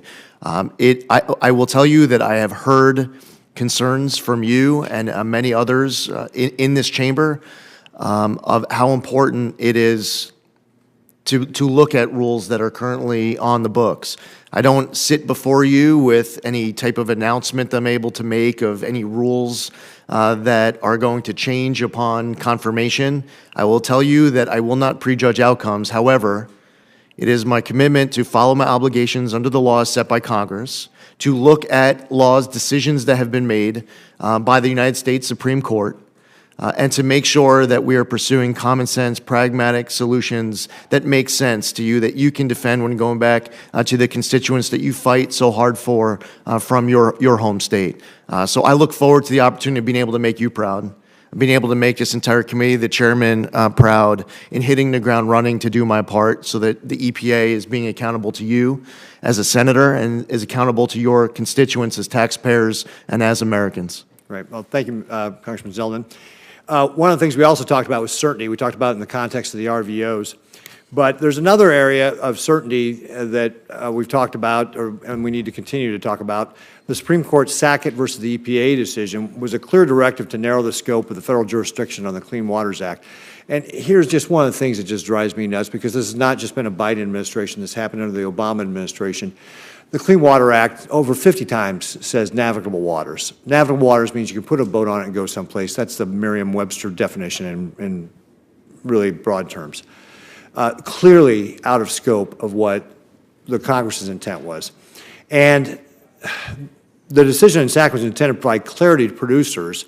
President Biden's WOTUS revisions have only confused it by talking about things like relatively permanent waters or unclear determinations on which waters are actually jurisdictional under law. Farmers and ranchers in Nebraska deserve better than an EPA taking years to decide the best way to regulate a ditch that might someday hold water. Do you plan on providing clear and durable waters of the U.S. guidance to producers as an administrator? Senator, I believe that it's incredibly important for the EPA to provide clear and durable guidance as it relates to waters of the U.S. The Sackett decision is easy to understand for any of those property owners in your state, yet still they have questions as it relates to the rules and regulations that are on the books. It should be as clear as possible so that your people can understand without having to go hire an attorney or someone else to assist them with compliance and definitions. Great. Well, again, I would just remind you that the Clean Water Act says navigable waters. It's a pretty plain English definition. Congress's intent could not have been more clear. And so just remind you as you're going through that process to keep that in mind. Thank you very much, Congressman Zeldin. Thank you. Chairman. Senator Markey. Thank you, Madam Chair, again, and congratulations on your new position. And respectfully to my friend from Nebraska, there is no EV mandate. Doesn't exist. There is no EV mandate. It's not a mandate. It's a clean car standard. It's just technology neutral, driven by American innovation and the need to protect our environment. So there is no mandate. I have to keep repeating that every time. So again, Congressman, Project 2025 proposes to eliminate the Office of Enforcement and Compliance Assurance at the EPA. Do you agree with that proposal? Senator, first off, I've never read any word of Project. No, I'm not going to ask if you read it. But do you agree with the proposal to eliminate the Office of Enforcement and Compliance Assurance at the EPA? While that is something that I had never thought of before you're asking that question, no. It's an important function of the EPA, and we've had good extended conversations here about that topic during today's hearing, Senator. Okay, so again, that just prompted the question, and the answer is a very good answer. Thank you. On the EPA Clean Car Rule, it's projected to cut air pollution and prevent about 2,500 premature deaths in a single year. And over the life of it, it would obviously be tens of thousands of lives which are saved. And it would save drivers $46 billion in fuel costs, 15 billion barrels of oil that would not have to be used, and $6,000 over the life of the new vehicle. So if confirmed, are you planning to initiate a new rulemaking that could undermine those clean car standards? Senator, if confirmed, I cannot sit before you and announce the initiation of any new rules. I have no announcements to make of rules that are going to change, and I plan on following my obligations under the law to ensure that throughout my tenure, if confirmed as EPA Administrator, that I never prejudge outcomes heading into that process.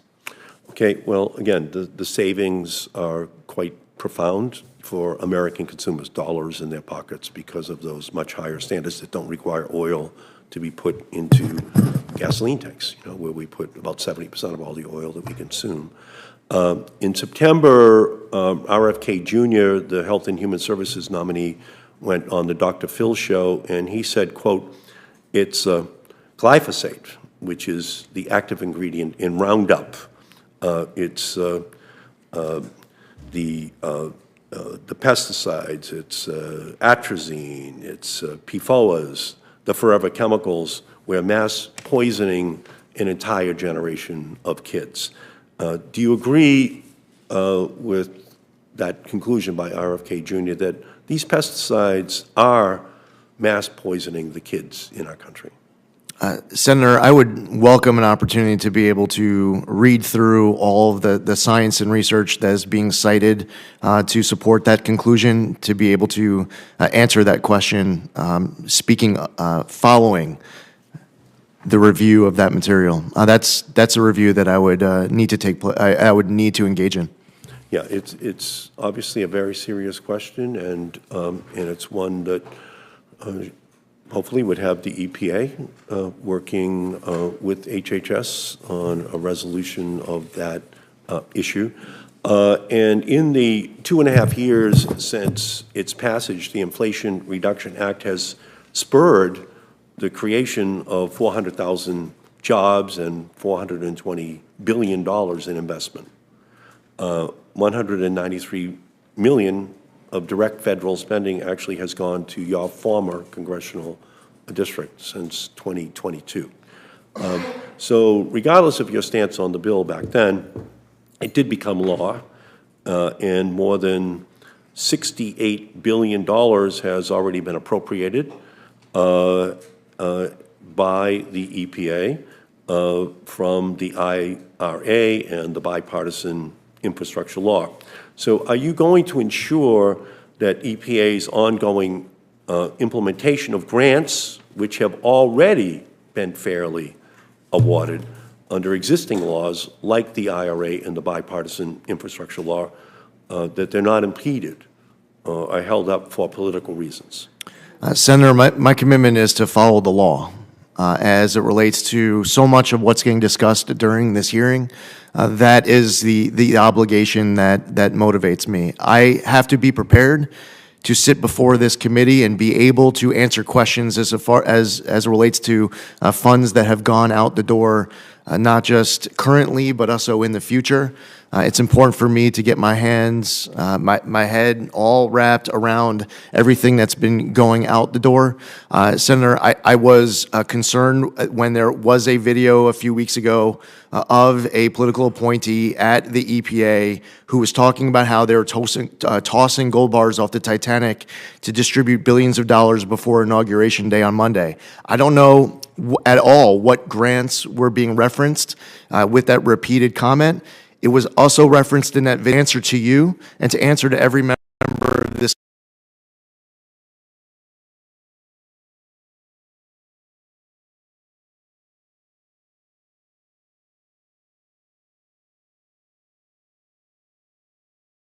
I just want to remind you that 80% of all of those grants have gone to Republican districts. So, so that's, I think, something that you should keep in mind in terms of, I would say, the impartiality of what those decisions have been at the EPA.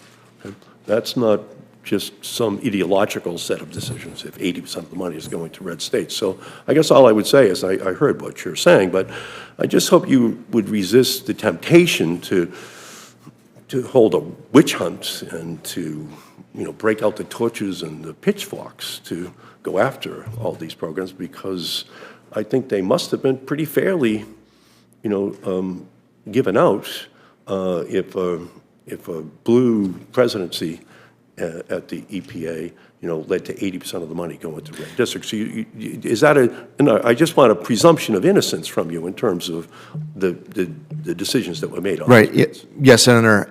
I just want to be able to account to you. I appreciate that, but I just need your Yes, Senator. your assurance that you do assume that most of this was done fairly.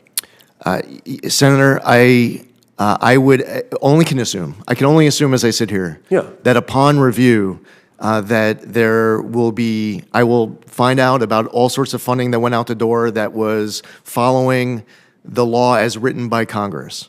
All I'm saying is that I want to have the ability to sit before Chairman Capito, who's been very vocal on this issue, and be able to answer her question on a specific grant that she's spoken out about, or grants that committee members may speak about in the future. I just want to be in a position to account to all of you as far as the dollars being spent by EPA.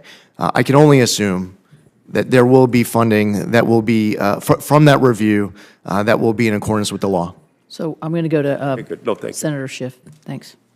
Thank you, Madam Chair. Mr. Zeldin, although California banned the installation of lead pipes in 1985, the average home in South Los Angeles is over 70 years old and more likely to contain corroded lead plumbing than other regions in the state. Lead in drinking water, particularly from old pipes and plumbing systems, is a significant public health threat, especially for children. Out of the 58 counties in the state of California, Fresno County has one of the largest numbers of children with high levels of lead in their blood. In 2016, nearly 14% of children tested in one Fresno neighborhood had reported high lead levels. 25% of schools in Fresno reported finding lead coming from their drinking water fountains. 40 homes had lead levels above the federal limit. In October, the EPA announced new final regulations requiring drinking water systems across the country to identify and replace all lead pipes within 10 years.